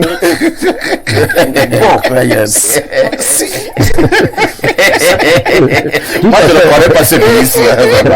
Les ministres au Cameroun sont des personnalités sérieuses. Donc, je n'ai pas dit les ministres au Cameroun, j'ai dit si on a des ministres. Ah d'accord. Il y a des ministres partout dans le monde, au Mali. Même en France, même au Mali. Merci beaucoup Bernardo Basson. Que faisons-nous? Donnez-nous quelques esquisses de solutions pour ces jeunes garçons, même si personnellement, je l'ai dit tout à l'heure, un bonhomme de 19 ans qui va boire des comprimés pour avoir des performances sexuelles, vraiment j'en rigole. Il devra avoir honte. Lorsqu'il aura 40 ans, qu'est-ce qu'il fera? Parfait ici. Plus sérieusement, je dénonce cela pour les jeunes qui peuvent encore avoir un minimum de conscience et qui peuvent encore prendre la peine d'écouter. Mais pour ceux qui sont obtus, qui sont têtus et qui estiment être à l'apogée de la science, je pense qu'on devrait leur donner à tous et à chacun toute une pharmacie de produits pour performer sexuellement, de telle sorte qu'ils soient les plus forts aux fesses de l'histoire. Mais ce sont nos filles qui vont souffrir. Hein? Que Mongo Faye n'est même pas leur niveau. Vraiment, je pense qu'on devrait leur faire des musées, des harems, avec 50, 100 petites filles à côté ou plus grandes. Pour travailler. Puisque, visiblement, pour eux, aujourd'hui, c'est une performance. Donc, ils estiment que le baromètre de leur évolution sociale, c'est leur capacité à être performant sexuellement. Ce qui me semble être une bêtise pour moi, en tant que Basson, mais qui semble être une chance pour eux. Donc, mes papas ici, plus sérieusement. Blériot l'a dit, et je vais faire mien son propos. La base sociale au Cameroun n'existe pas. Et justement, elle part de ce que la base spirituelle n'existe pas. Monsieur Roger Kiek de Kiki, et vous le savez, dans l'Afrique primordiale, le sexe est tabou. Tout à L'Africain est pudique. Tout à fait. L'homme africain s'est conçu sur la base du respect strict de plusieurs lois. Et sur la question du sexe, la théorie est que, de un, on n'injecte pas sa semence sur une terre qui n'est pas la nôtre. On commence par là. Ça veut dire qu'en principe, on n'est pas censé être éparpillé sexuellement. Deux, le sexe est l'outil donné à l'homme par Dieu pour l'assister dans sa mission de procréation. Donc, quelque part, les valeurs du sexe, fondamentalement, sont calées. Et là-bas, on initie le jeune homme à un certain âge. Chez les éducation qui n'existe plus. Chez ceux qui, comment on les appelle encore? Il y a un cercle là. Eux, ils initient même par énergie sexuelle. Les gnostiques, ils énergient par le sexe, c'est-à-dire on ouvre le dragon, t'apprends à le contrôler. Je dis bien que, parfait ici, l'énergie sexuelle est la plus puissante du cosmos après l'énergie amour. Et aujourd'hui, parce que les gens ont libéralisé le sexe, lui permettent de s'exhiber à tout va, ce qui se passe, c'est qu'on a une recrudescence de démons. Parce que l'énergie sexuelle là est gobée par ces démons-là qui viennent après nous faire des couches de nuit, après le paradis du sommeil. Donc, en ayant un sexe désordonné, on nourrit des esprits négatifs qui après viennent nous créer des problèmes.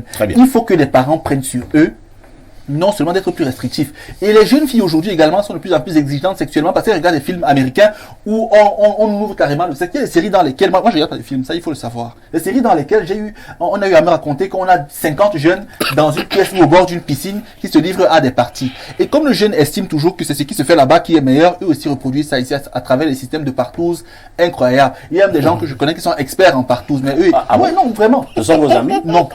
Amis, comment parler? Ce sont ces connaissances. Comment tu les connais? Il y a une de connaissances. Moi, je fais les partout. Merci beaucoup. Mais c'est quand même grave et c'est dangereux. Mais pour ce jeune-là, je pense que si je le retrouve là où il est, je vais en acheter un paquet pour 10 000 et lui en donner encore que mon fils prend. Vas-y. Tu vois, je ne te supplie plus d'être droit. Gâte-toi. Laisse. T'as dit meurs à 25 ans. Moi, je peux encore faire même 5 mariages. Sois faf. Je peux encore faire même 5 mariages. Donc, meurs à 25 ans. Toutes les femmes, je vais les épouser, il n'y a pas de problème. Merci beaucoup. En lisant rapidement quelques messages. Bonjour, perfecto. Et il y a même une chanson qui est sortie pour ces extenseurs-là. On chante ça comme ça. Ce sont les 1 coup, les 2 coups. Ce sont les 3 coups, les 4 coups. C'est le poutoulou, le poutoulou. C'est le poutoulou, le poutoulou. Donc, c'est la chanson. Et vous connaissez le poutoulou, non, parfait, ici. C'est une poudre là qu'on est censé mettre sur l'appareil génital masculin. Ah bon? Et puis, on attache avec le plastique apparemment pour que la poudre fasse effet sur le gland. Et donc, après peut-être 15 minutes, tu enlèves le plastique et puis tu n'as pas d'éjaculation. Donc, tu es comme un cheval. Tu es comme un cheval. Incroyable. Les histoires. Non, c'est une poudre de cheval. Les jeunes au Cameroun réfléchissent de plus en plus avec la braquette et ceux qui fabriquent ces choses-là, ces choses le savent. Il n'y a qu'à voir les offres proposées aux internautes sur Internet. C'est le Gorgor depuis Ezazou. Autre message ce matin. Bonjour Perfecto, le magasin de modérateurs du courage à Blériot. Le grand frère va de l'avant Bernardo. C'est Esther, la mondanaise, depuis Douala PK22. Incroyable. La mondanaise. Wonderful. Bonjour la mondanaise. Bonjour les barons du micro. Juste pour vous encourager par rapport à ce que vous faites, je ne suis pas d'accord avec monsieur Niemek quand il dit que c'est les Bassa qui agressent sur le tronçon Douala Yaoundé. Et sur le tronçon de l'Ouest, est-ce que ce sont encore des Bassa? Restons pertinents sur les analyses sans stigmatiser les ethnies. On ne peut trahir son ethnie pour quelque raison que ce soit, même si cela est avéré. Non. Joseph Ariel depuis la cité des Palmiers. Non, Joseph se trompe. Déjà, Joseph ne m'a même pas compris. J'ai un style particulier. Il n'a pas compris. Qu'il apprenne à me comprendre. Oui. Autre message. Bonjour, parfait. Vraiment, parlons peu, parlons vrai. Si les X n'existaient pas. Les films porno, non? Parfait. Les X n'existaient pas, jamais cela n'arriverait. Et qui allait vouloir durer sur une femme si les acteurs de films X ne faisaient pas les 1 heure avant de jouir? C'est ça qui détruit le monde. Nos parents, avant, la télévision ne connaissait pas.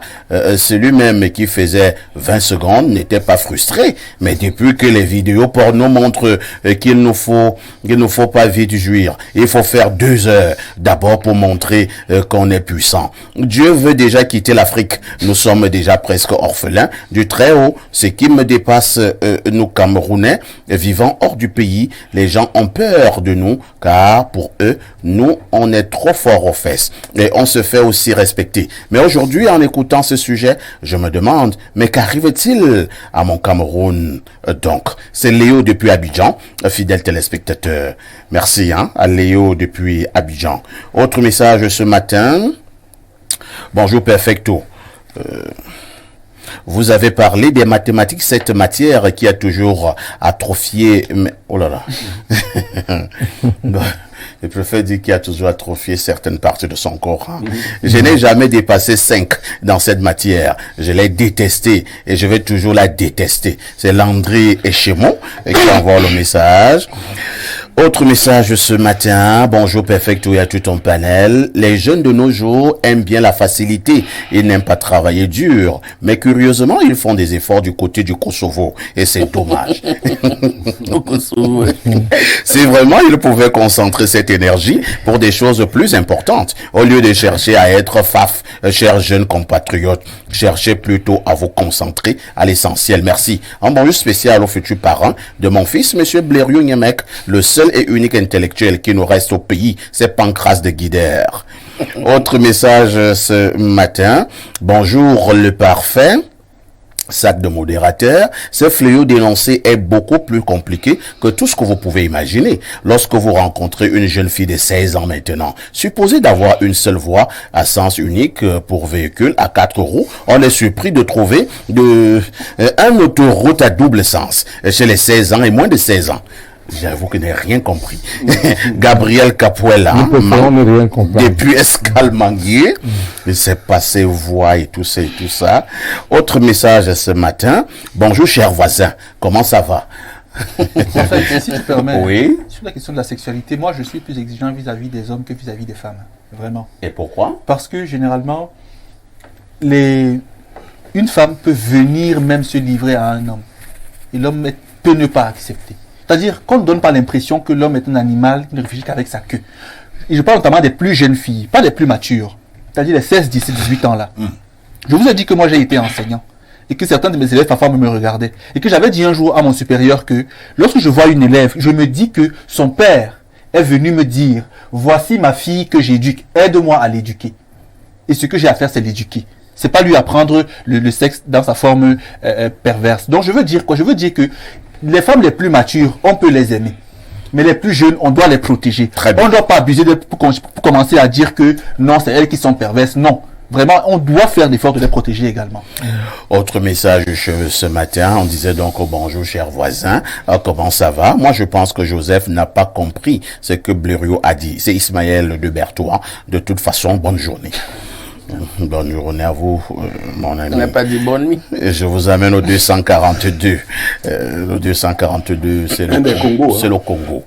Parfait, aujourd'hui, si tu blagues, les femmes diront que tu es faible aux fesses, parce que les gens là ont gâté le marché. Une fille qui couche avec un homme, qui prend les comprimés, ne pourra jamais trouver satisfaction chez celui qui ne prend rien. Les femmes ont le vent en poupe. Tout est réuni pour satisfaire les femmes. Non, le plaisir sexuel est mental d'abord, avant d'être physique.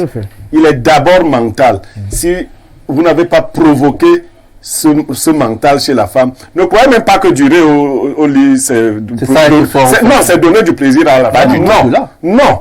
On peut donner du plaisir à la femme en moins de 5 minutes. Même en la regardant dans les yeux. Oui, donc ça n'a rien à voir. Sauf que le corps humain fonctionne comme une horloge. Si le sexe enregistre qu'il se déclenche en termes de plaisir après 30 minutes, ça va devenir son modèle d'horloge, sa biologie horlogère. Bonjour le panel, très riche débat. C'est vraiment la mort de l'audience au sud du Sahara. Par rapport à la dénonciation, c'est tout simplement la résultante d'une jeunesse qui est devenue financovertie, matériovertie, persévéroverti et sexoverti. Seigneur Jésus. Bonne suite de l'émission. C'est Marcelin Desfoulanes. Je préfère vraiment aller à la suite de l'émission. Je prends un autre verre d'eau.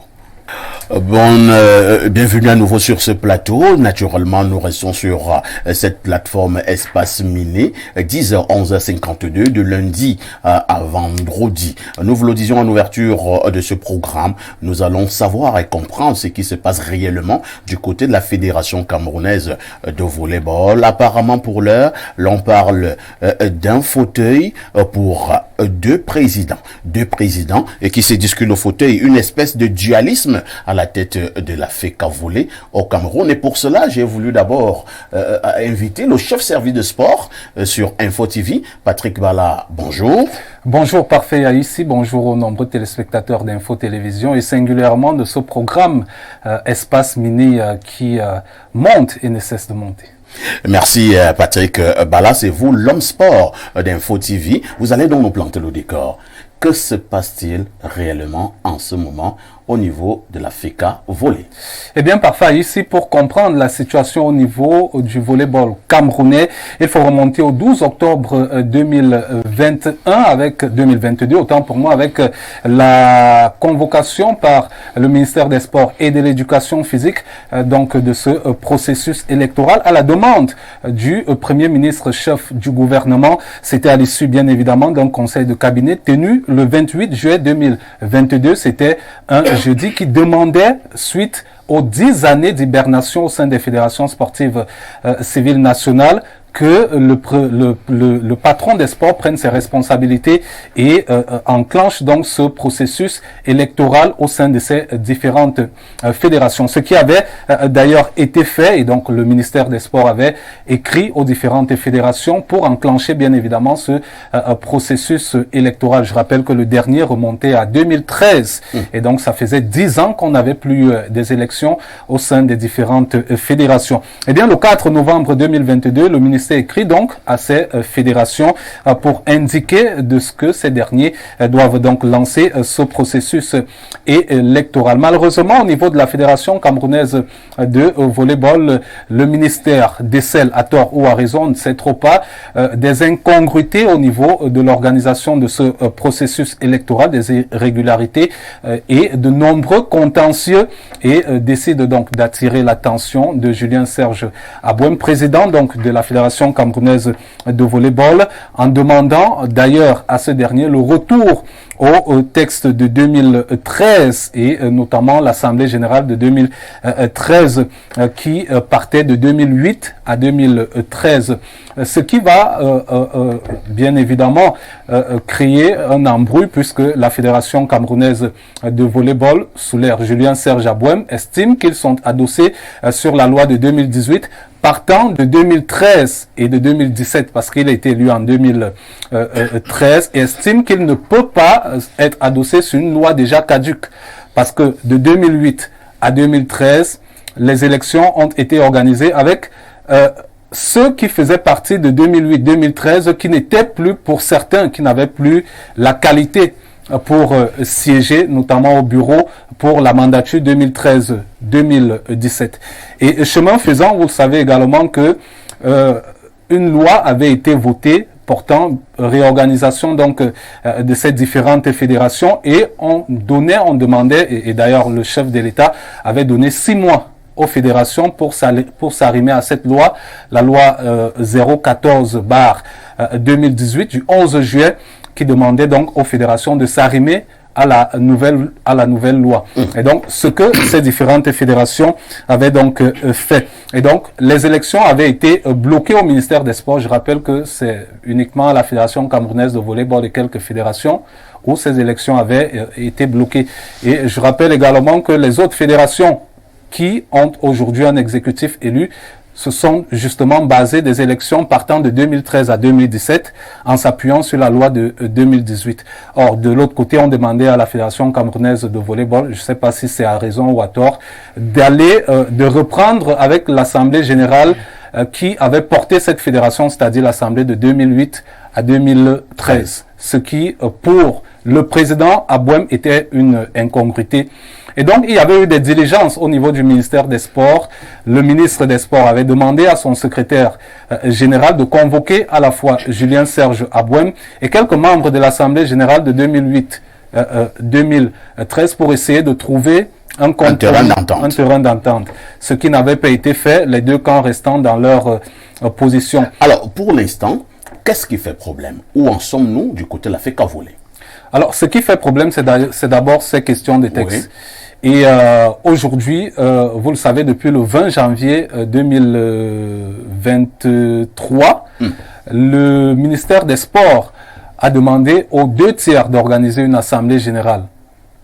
Assemblée générale qui, au passage, n'avait pas reçu l'assentiment des autorités, puisque le sous-préfet avait donc le sous-préfet de l'arrondissement de Yaoundé 3e, M. Serge Hervé Biwele, avait interdit l'organisation de cette assemblée générale-là. Mais le ministère des Sports, parce que je me rappelle, c'est notre collaborateur Thomas Dakandi qui était allé couvrir. Et donc toute la journée, ils sont rentrés, il n'y a pas eu assemblée. On a appelé les journalistes aux alentours de 23h minuit que l'assemblée devait se tenir. À minuit? Oui. Et finalement, l'assemblée générale a eu lieu aux alentours de 1h, 2h du matin dans la salle de conférence. C'est une affaire de sorcellerie. Dans la salle de conférence du ministère des Sports et de l'éducation physique. Dans la salle de conférence du ministère des Sports. Et de l'éducation physique, oui. Et au sortir de là, qui a été élu président? Bello Bourdane avec les 2/3 amenés par Elias Matip et bien d'autres. Et par la suite, Serge Abouem a attaqué cette assemblée. Ce qui avait d'ailleurs, l'assemblée qui avait d'ailleurs été annulée, pardon. Lui-même, il a organisé son assemblée générale, c'était le 4 janvier 2023. Le 4 février, voilà, autant pour moi, 2023, où il a été porté à la tête de la Fédération camerounaise de volleyball, pour aujourd'hui deux présidents à la tête d'une même fédération. Patrick Bala, vous m'avez arraché le sourire. Merci beaucoup Merci. Pour cette lumière, parce que c'est vous qui êtes le chef service sport sur Info TV. Merci de nous avoir donné les faits sans état d'âme, sans parti pris. Bien évidemment, c'est notre rôle d'ailleurs. Bonne journée à vous, Patrick. Ok, je vais donc me retourner vers les panélistes. J'ai voulu le faire volontairement pour que nous soyons au même niveau de compréhension, d'information. Et là, je passe la parole à Roger, qui est que des Kiki. Roger, pour l'instant, donc, comme l'indique notre intitulé, crise à la FECAVOLE, un fauteuil pour deux présidents. Pour l'heure, ça va dans tous les sens. Qu'est-ce qu'il y a lieu de faire? J'observe cette affaire depuis un certain nombre de temps. Vous savez que moi, je suis essentiellement un investigateur sociopolitique. Tout à fait. Et je me suis dit, on risque d'avoir des problèmes dans ce pays pour organiser l'élection présidentielle un jour. Parce que vous savez que les textes, la loi dit que c'est le président de la République qui convoque le corps électoral pour une élection présidentielle. Et pour les autres d'ailleurs. Vous risquez d'avoir un jour un député, un sénateur ou un ministre qui va se lever, il va convoquer le corps électoral et il va vous dire que j'ai le mandat de 2/3 de la population du Cameroun. Je convoque l'élection présidentielle.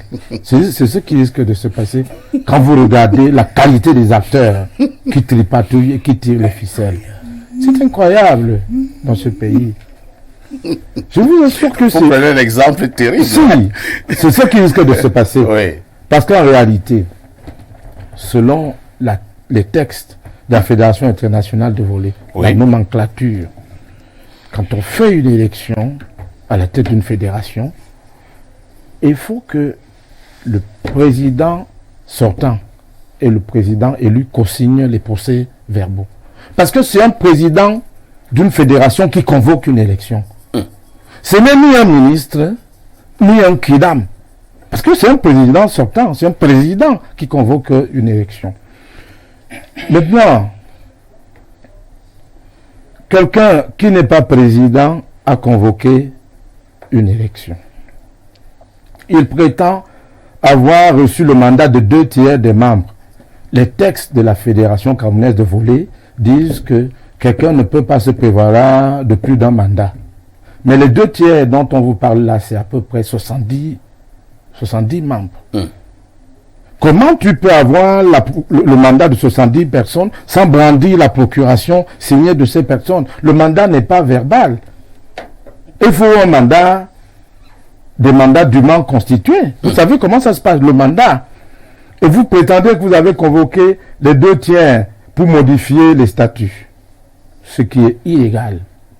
Ça ne se fait pas. Parce que moi, j'ai pris le temps de regarder. Je vous ai dit, j'observe cette affaire depuis très longtemps. Maintenant, je vais vous donner la chronologie. Allons-y. Très rapidement, pour ne pas perdre. Vraiment de manière rapide, parce qu'on n'a pas beaucoup de temps. Les membres de l'Assemblée générale des 2 tiers convoqués à l'effet de modifier les statuts illégalement. Les membres de l'Assemblée générale de l'année 2008-2013 au lieu de l'année 2013-2017, parce qu'il vient de le dire, le chef de service des sports, que le président Paul Biya a promulgué une loi en 2018, la loi 2018-014 du 11 juillet, portant organisation et promotion des activités physiques et sportives au Cameroun. C'est la loi. Cette loi dit qu'en réalité, ce sont les assemblées générales de 2013-2017 dans toutes les fédérations, même à la FECAFOOT, c'est ce qui a été dit, ce qui a été fait. Vous ne pouvez pas prendre des individus qui ne correspondent pas au profil, qui ne sont même plus, parce qu'entre-temps, ils ont été déchus de leur qualité de membres de la fédération de volley. Vous les réunissez au ministère des Sports, parce qu'il y a l'interférence de l'État dans les affaires d'une association sportive. Le sous-préfet a interdit la réunion. Les gendarmes sont restés là jusqu'à 18h. À 18h, les gendarmes sont partis. À minuit, à l'heure de la sorcellerie, vous organisez une assemblée générale, vous la validez. Est-ce que c'est comme ça quand on est collaborateur, on est ministre, collaborateur du chef de l'État, membre important de ce régime? Parce que quand ça commence comme ça, prochainement, ils vont organiser une élection présidentielle convoquée par eux-mêmes. Maintenant, vous allez chuter. Je continue en vous disant que, en réalité, vous avez des décisions de justice. Je vais vous lire l'extrait du primitif d'une audience civile en référé d'heure à heure par le juge Timba, Georges Théophile, le juge de référé qui confirme le défaut de qualité de Bello Bourdane qui a été élu. Il ne peut pas. Et vous avez la chambre d'appel qui s'est prononcée sur l'annulation de la qualité de M. Matip comme président de la Ligue et comme membre de l'Assemblée générale. Parce qu'en réalité, Matip avait été exclu. Il n'était plus, il ne pouvait pas prétendre être le patron de la FECAVOLEY pour la région de Centre, parce que c'est un certain Marcel Amon qui par ailleurs est journaliste, vous le connaissez très bien, qui a qualité. Donc en réalité, en attendant que je revienne tout à l'heure, parce que j'ai pris sur moi... Apparemment, vous avez beaucoup de documents. Oui, tout à fait, je vais vous lire. Vous êtes comme Elim Bilobé. J'ai prêté. Le juge de référé a suspendu le processus électoral des 2 tiers et tous les actes subséquents posés suite à la dite convocation. Et le juge dit ceci: nous ordonnons la suspension de la convocation d'une assemblée générale extraordinaire par les 2 tiers des membres de la Fédération camerounaise de volley, datée du 3 janvier 2023 et signée par Sieur Matip Elias, ainsi que des actes subséquents posés suite à la dite convocation jusqu'à l'issue de l'instance en annulation des mêmes actes pendant devant le tribunal de grande instance de Fondi. Pour quel motif? Bien sûr, c'est-à-dire le défaut de qualité. Le défaut de qualité de ce monsieur, accompagné par le ministre qui a convoqué une assemblée. Et je vous rappelle que plus tard, les mêmes autorités ont donné une autorisation au président sortant. Parce que c'est le président sortant qui peut convoquer une assemblée générale. C'est compris, Roger. Il a donc organisé... mais maintenant, la partie Bello a interjecté appel pour suspendre les effets de cette décision. Mais pendant que le juge ne s'est pas encore prononcé sur l'appel, elle continue quand même à organiser des compétitions, alors qu'il devait attendre. Juridiquement, ça tient parce que l'appel n'est pas suspensif. Bon, mais ça tient. Mais ça tient, je dis que la bonne foi. Oui. La bonne foi. Vous savez, moi je vous l'ai dit, c'est une question de bonne foi. C'est pas la ruse juridique, la bonne foi. Et je vous assure que, comme je me promène beaucoup, je suis allé l'autre jour à Cantel, où le monsieur a tenté d'obtenir le sponsoring de cette société qui sponsorisait déjà les activités, et on lui a demandé un certain nombre de documents, notamment le procès verbal d'élection, co-signé du président Ciotan et de lui. Il n'a pas pu le produire, il n'a pas pu obtenir, parce qu'il a organisé des compétitions, je crois c'était le week-end dernier, il n'a pas pu obtenir. Merci beaucoup. Hein. Voilà dans l'imbroglio dans lequel nous nous trouvons. On a dit que ça n'honore pas notre pays. On a compris, Roger Kekdekiki. Les autres doivent également parler. C'est un sujet qui intéresse beaucoup les Camerounais. Voilà pourquoi nous avons estimé qu'il fallait justement éclairer la lanterne de ces nombreux Camerounais et autres qui nous suivent à l'extérieur. Stéphane Edigui, je vous ai suivi faire beaucoup de gestes lorsque Roger parlait tout à l'heure. Si je m'en tiens à ce que le chef service de sport d'Info TV est venu dire, il rappelait simplement les faits. Et si je m'en tiens également à ce que Roger vient de relever, nous avons la nette impression que le tribunal a débouté M. Bello. Mais pourquoi M. Bello s'empêche? Ok. C'est parfait ici. Vous savez, nous sommes dans le monde du sport.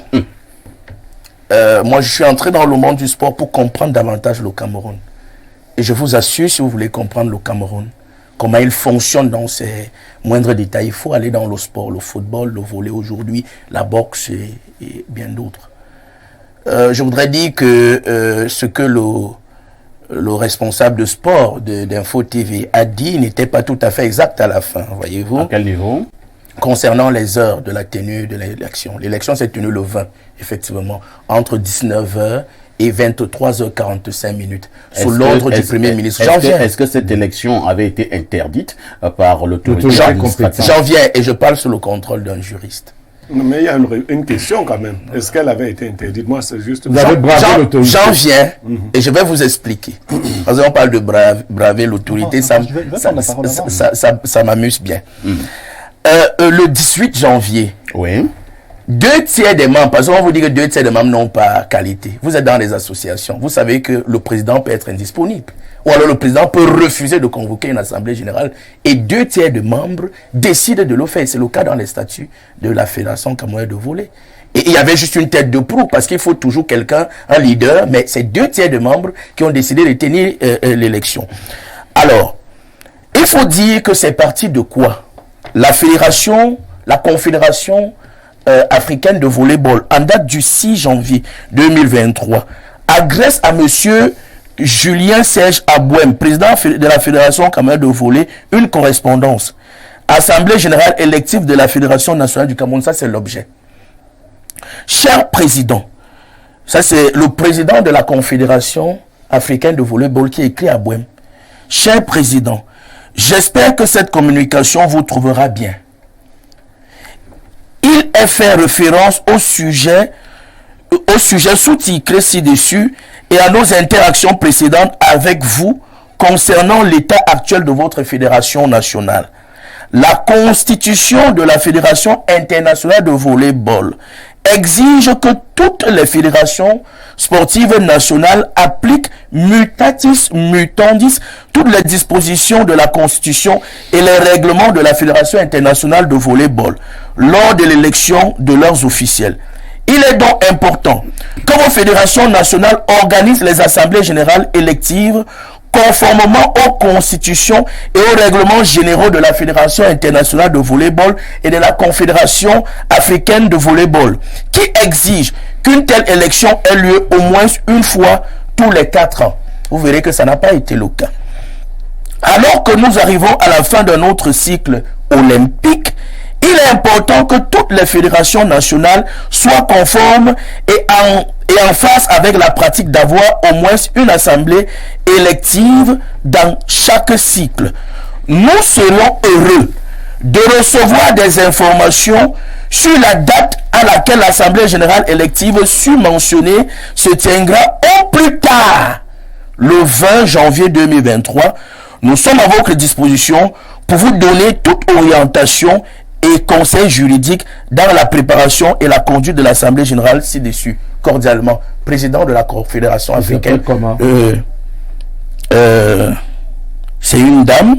Je vais retrouver le nom. Je vais vous retrouver le nom, ne vous en faites pas. Je vais vous retrouver le nom.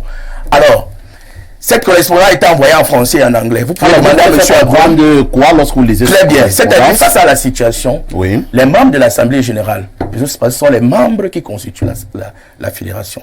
Ces membres l'ont réalisé que M. Abouem, lui, il était en train de faire ces choses. Il est contrairement, c'est-à-dire que violant la circulaire du ministre des Sports et même du Premier ministre. Parce qu'il faut dire que c'est le Premier ministre, le 12 octobre, on vous l'a dit ici, qui a initié ces élections. Et vous dites qu'il y a une crise au niveau de la FECA volée. Oui, il y a une crise, mais il n'y a pas deux présidents. Il y a un seul président qui est reconnu. D'abord, c'est M. Bello. C'est M. Bello. Voilà pourquoi vous appuyez sur voilà quoi, même, j'en viens, je vais expliquer. Vous appuyez sur quoi? Non, on va aller vite, comme on a pris beaucoup de temps. Que quand il parlait, moi j'ai écouté. Il a pris beaucoup de temps. Vous avez déjà pris beaucoup de temps. Pourquoi vous dites que le président actuel, c'est M. Bello? Vous appuyez sur quoi? Alors que vous avez bravé l'interdiction de j'ai dit donc... pour vous réunir clandestinement. Ok. Donc le 18 janvier 2023, M. Matip dépose, fait une déclaration de manifestation, on lui remet un récépissé. Le 20, en fait c'est le 21 qu'il apprend que la réunion a été interdite. Cette interdiction ne lui a jamais été notifiée. Et je parle sous le contrôle d'un juriste.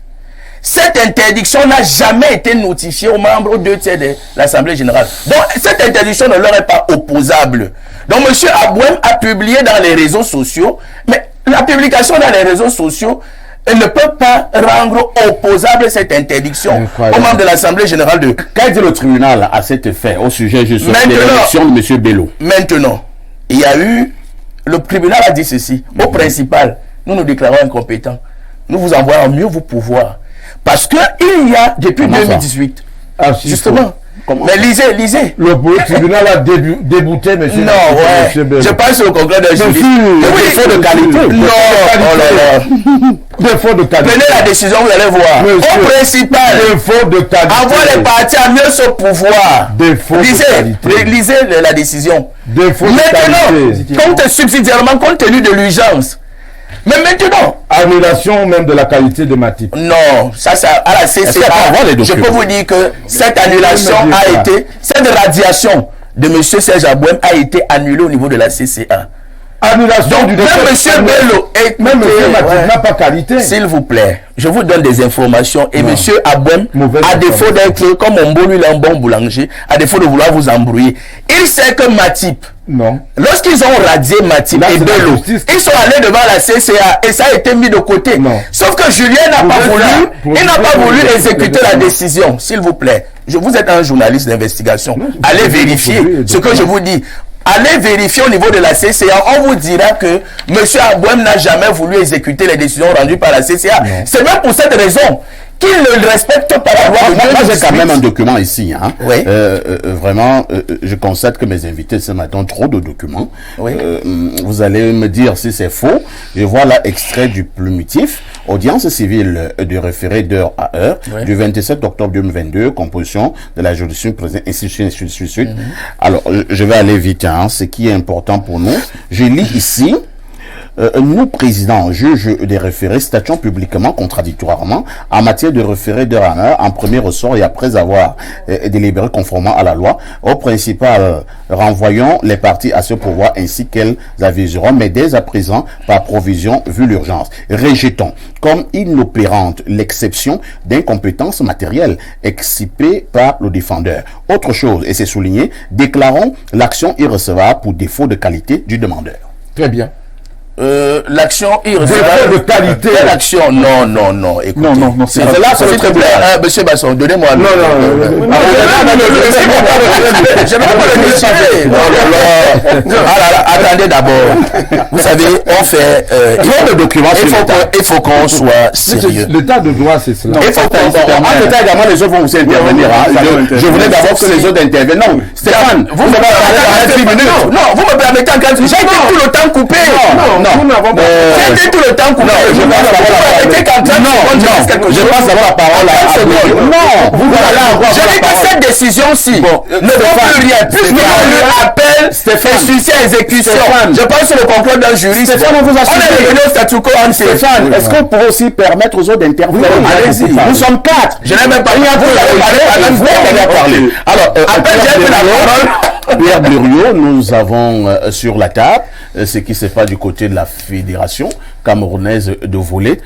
Quel est votre regard? Non, mon regard, c'est que la corruption a déjà gangréné tout notre système. Je crois qu'au niveau du ministère des Sports, il n'y a pas beaucoup de niches d'argent aussi de ce côté-là. Parce que l'élégance voudrait quand même, moi je ne suis pas juriste, mais moi je maîtrise l'administration, que l'administration ne se mêle pas directement de l'organisation des élections des fédérations. L'élégance. Mais je dis l'élégance, c'est-à-dire que on comprendrait mal, on comprend mal que l'élection d'une fédération... Le mandat de M. Abouem est arrivé à échéance en 2017. beaucoup parlé. C'est arrivé en 2017. Il n'a pas organisé l'élection. C'est pas l'administration. Stéphane, vous savez que moi je suis que consultant, mais il ne faut pas que je vous mette mal à l'aise. Je parle pour les téléspectateurs. Parce que nous, on se connaît en détail. On est tous Camerounais. Nous sommes comme les Ivoiriens. Donc nous nous connaissons bien. Je dis que l'élégance voudrait que ce ne soit pas le ministère qui organise une élection. L'élection n'a jamais été organisée par le ministère. Qu'est-ce qui fait que les fédérations elles-mêmes ne fassent pas cette chose de manière simple? Moi, de tout ce que j'ai suivi, je retiens deux choses. La première chose, c'est que le staff qui a convoqué n'a pas respecté un texte du chef de l'État, ou n'aurait pas observé un texte du chef de l'État qui a fixé ce qui devrait être le corps électoral. On serait allé chercher le corps électoral plus loin que dans le décret ou dans la loi fixée par le... On serait allé chercher. C'est-à-dire le chef d'État dit c'est à partir de 2013. Et les gens disent que non, nous rentrons en 2008. Et en 2008, ça fait un autre corps électoral. Ça, je l'observe. De deux, j'observe également que les présidents des fédérations veulent durer. Monsieur Abouem est là depuis 10 ans, n'est-ce pas? Je crois que je fais une sortie de piste et je reviens. Samuel Eto'o a fait changer les textes dernièrement. Il en aura pour 7 ans. Ça veut dire que votre truc du CIO, Comité Olympique International, ne sera pas respecté par quelqu'un qui a des mandats de 7 ans. Parce que le CIO, c'est 4 ans. Je veux inviter... Une Olympiade. Oui, je veux inviter les présidents des fédérations.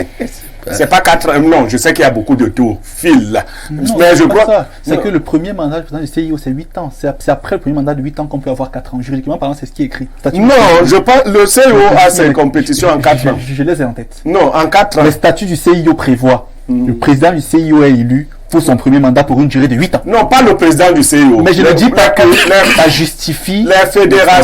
Les fédérations sont alignées sur des mandats de 4 ans. Ouais. La seule fédération qui a un mandat de 7 ans, on peut seulement observer, sans être juriste, que c'est souvent 4 ans.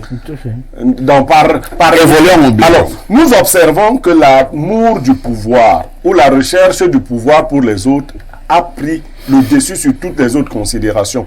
Il y a quelques années, la fédération de volley n'était pas intéressante pour les Camerounais. Ça, clair. je veux le dire. Clair. Avant que M. Abouem ne l'apprenne. Moi, je ne le connais même pas. Il paraît que M. Abouem a fait qu'on commence à s'intéresser à cette fédération. Oui. Elle va bientôt devenir aussi comme la fédération camerounaise de football et commencer à susciter même des guerres. Vivement que le ministre, qui est un grand juriste, s'en tienne sur le terrain du droit. Merci beaucoup. Parfait ici. Oui, honnêtement, Mr. Basson. À la FECAVOLEY, à la FECAVOLEY, l'émission n'est plus modérée là. Il n'y a pas de problème, parfait. Oui. À la FECAVOLEY, il n'y a pas de problème juridique. Le principe de la convocation du corps électoral n'est pas le 2 tiers des membres. Le principe, c'est la convocation par le président. Les 2 tiers peuvent convoquer le corps électoral ou une assemblée générale, bien sûr, lorsque peut-être le président est défaillant ou lorsqu'on estime que le président a des comportements plus ou moins décalés. Mais le principe, c'est que c'est le président qui convoque l'assemblée générale. Et l'exception? L'exception n'est pas la règle. Oh là là. Elle confie, mais n'est pas la règle. Elle confie. Deuxième chose, l'autorité administrative interdit la tenue d'une manifestation. Elle ne doit pas se tenir. Très bien. Troisième chose, le ministère des Sports n'est pas censé décider du calendrier de convocation de l'Assemblée générale d'une fédération. Non. L'AG est souveraine. L'AG, c'est le Parlement.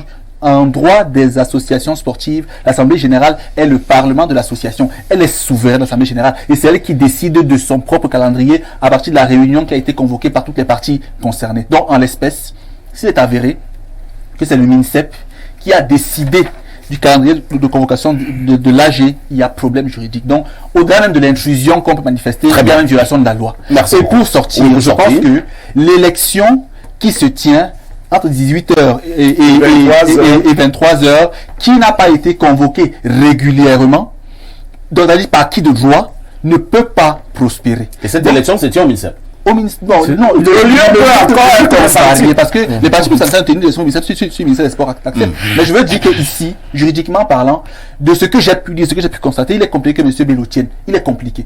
Et aussi, il faut savoir que... Mais il peut tenir au Cameroun, hein, quand vous êtes soutenu par un ministre au Cameroun. J'ai dit juridiquement parlant, je n'ai pas dit pratiquement. Non, le ministre au Cameroun, dans la pratique. Ensuite, on n'a pas beaucoup de temps. Je voudrais que chacun puisse avoir un dernier tour de table. Non, vraiment, si le juge... Parce que Edigui, c'est mon frère, hein, c'est mon ami. On a eu à gérer les affaires, même où on est ensemble. C'est pas de fraternité. Donc, ce que je veux dire, c'est que lui-même, il lit ici.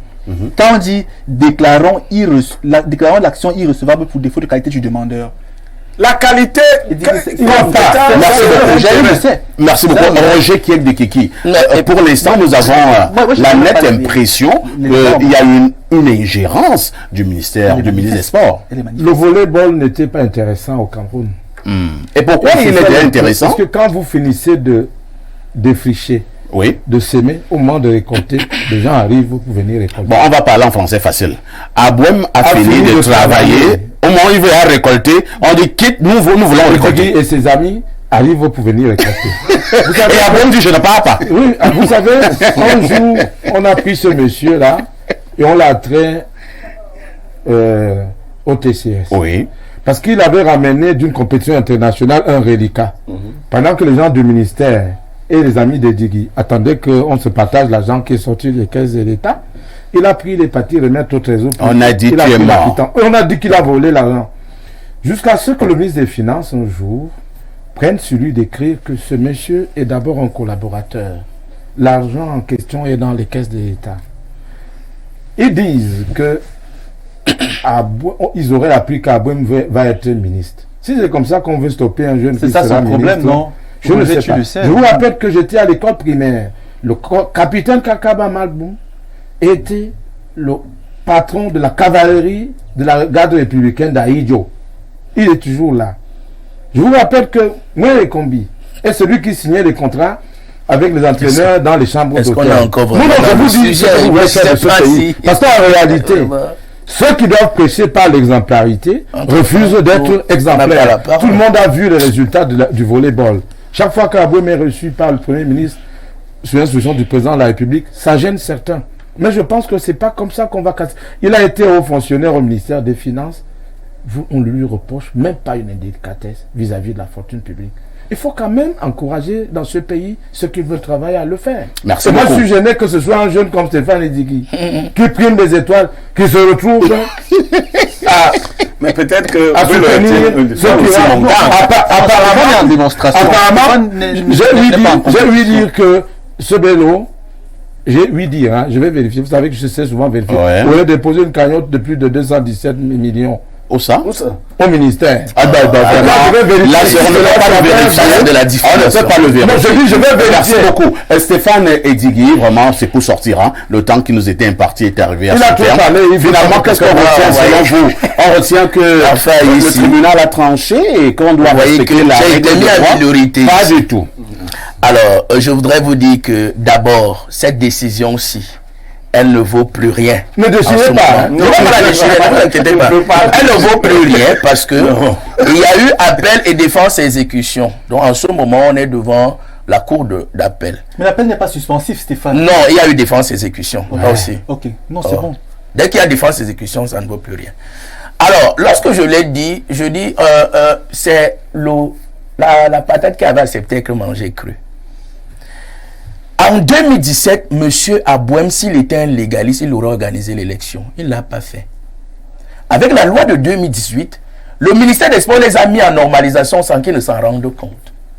Et quand vous entrez dans une logique de normalisation, vous n'êtes plus sur tutelle. Et c'est bien le normalisateur. S'il vous plaît, vous n'êtes plus sur tutelle, vous êtes sur curatelle. Donc un majeur incapable, on décide pour vous. Donc on ne peut pas se prévaloir de sa propre turpitude. Ils vont pleurer. La vérité, c'est que c'est le ministère des Sports qui, en réalité, dans une logique de curatelle, décide. Non. Ah bon? Oui, je vous dis, s'il vous plaît,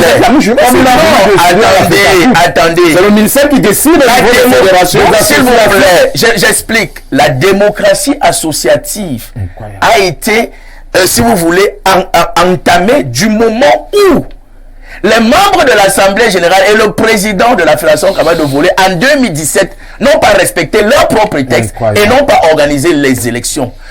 Observez que c'est en 2022, fin d'année 2022, c'est-à-dire notamment en octobre, 12 octobre 2022, que l'État du Cameroun demande à ces associations d'organiser les élections. Non, très bien. Après l'avoir fait 10 ans, non, s'il te plaît. Donc, quel que soit après l'avoir fait 10 ans, pour le faire, non, s'il te plaît. Une association a une agence. Monsieur Abon a donc organisé l'élection, pourquoi? Sur la base de quoi? Il s'est sur l'instruction primaire ministérielle, n'est-ce pas? L'instruction ministérielle, Oui. elle fait foi. Sauf que le ministre ne dit pas que venez organiser ici à telle heure. Non, c'est pas. S'il vous plaît. C'est grossier. Le ministre n'a jamais il a pris mon montant de parole. Je voulais savoir parler. Le ministre n'a jamais demandé à ces gens de venir organiser l'élection au ministère des Sports. Pierre Blériot, en 30 secondes, votre mot de fin. Vivement que la bonne intelligence revienne dans les affaires publiques au Cameroun. Merci beaucoup. De toutes les façons, c'est ce qu'il fallait dire globalement ce matin. J'espère que ceux qui nous ont suivis ont quand même retenu quelque chose sur ce qui se passe du côté de la Fédération camerounaise de volley. Il s'agit d'un problème de légalité, un problème de droit. Et pour l'heure, nous avons des documents que le tribunal est en train de trancher.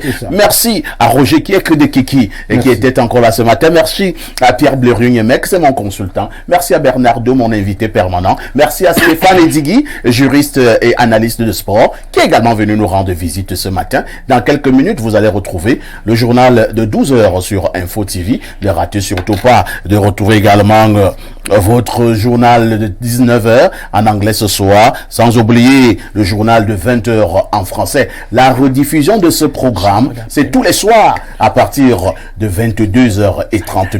Avec tout ceci, que faites-vous encore ailleurs?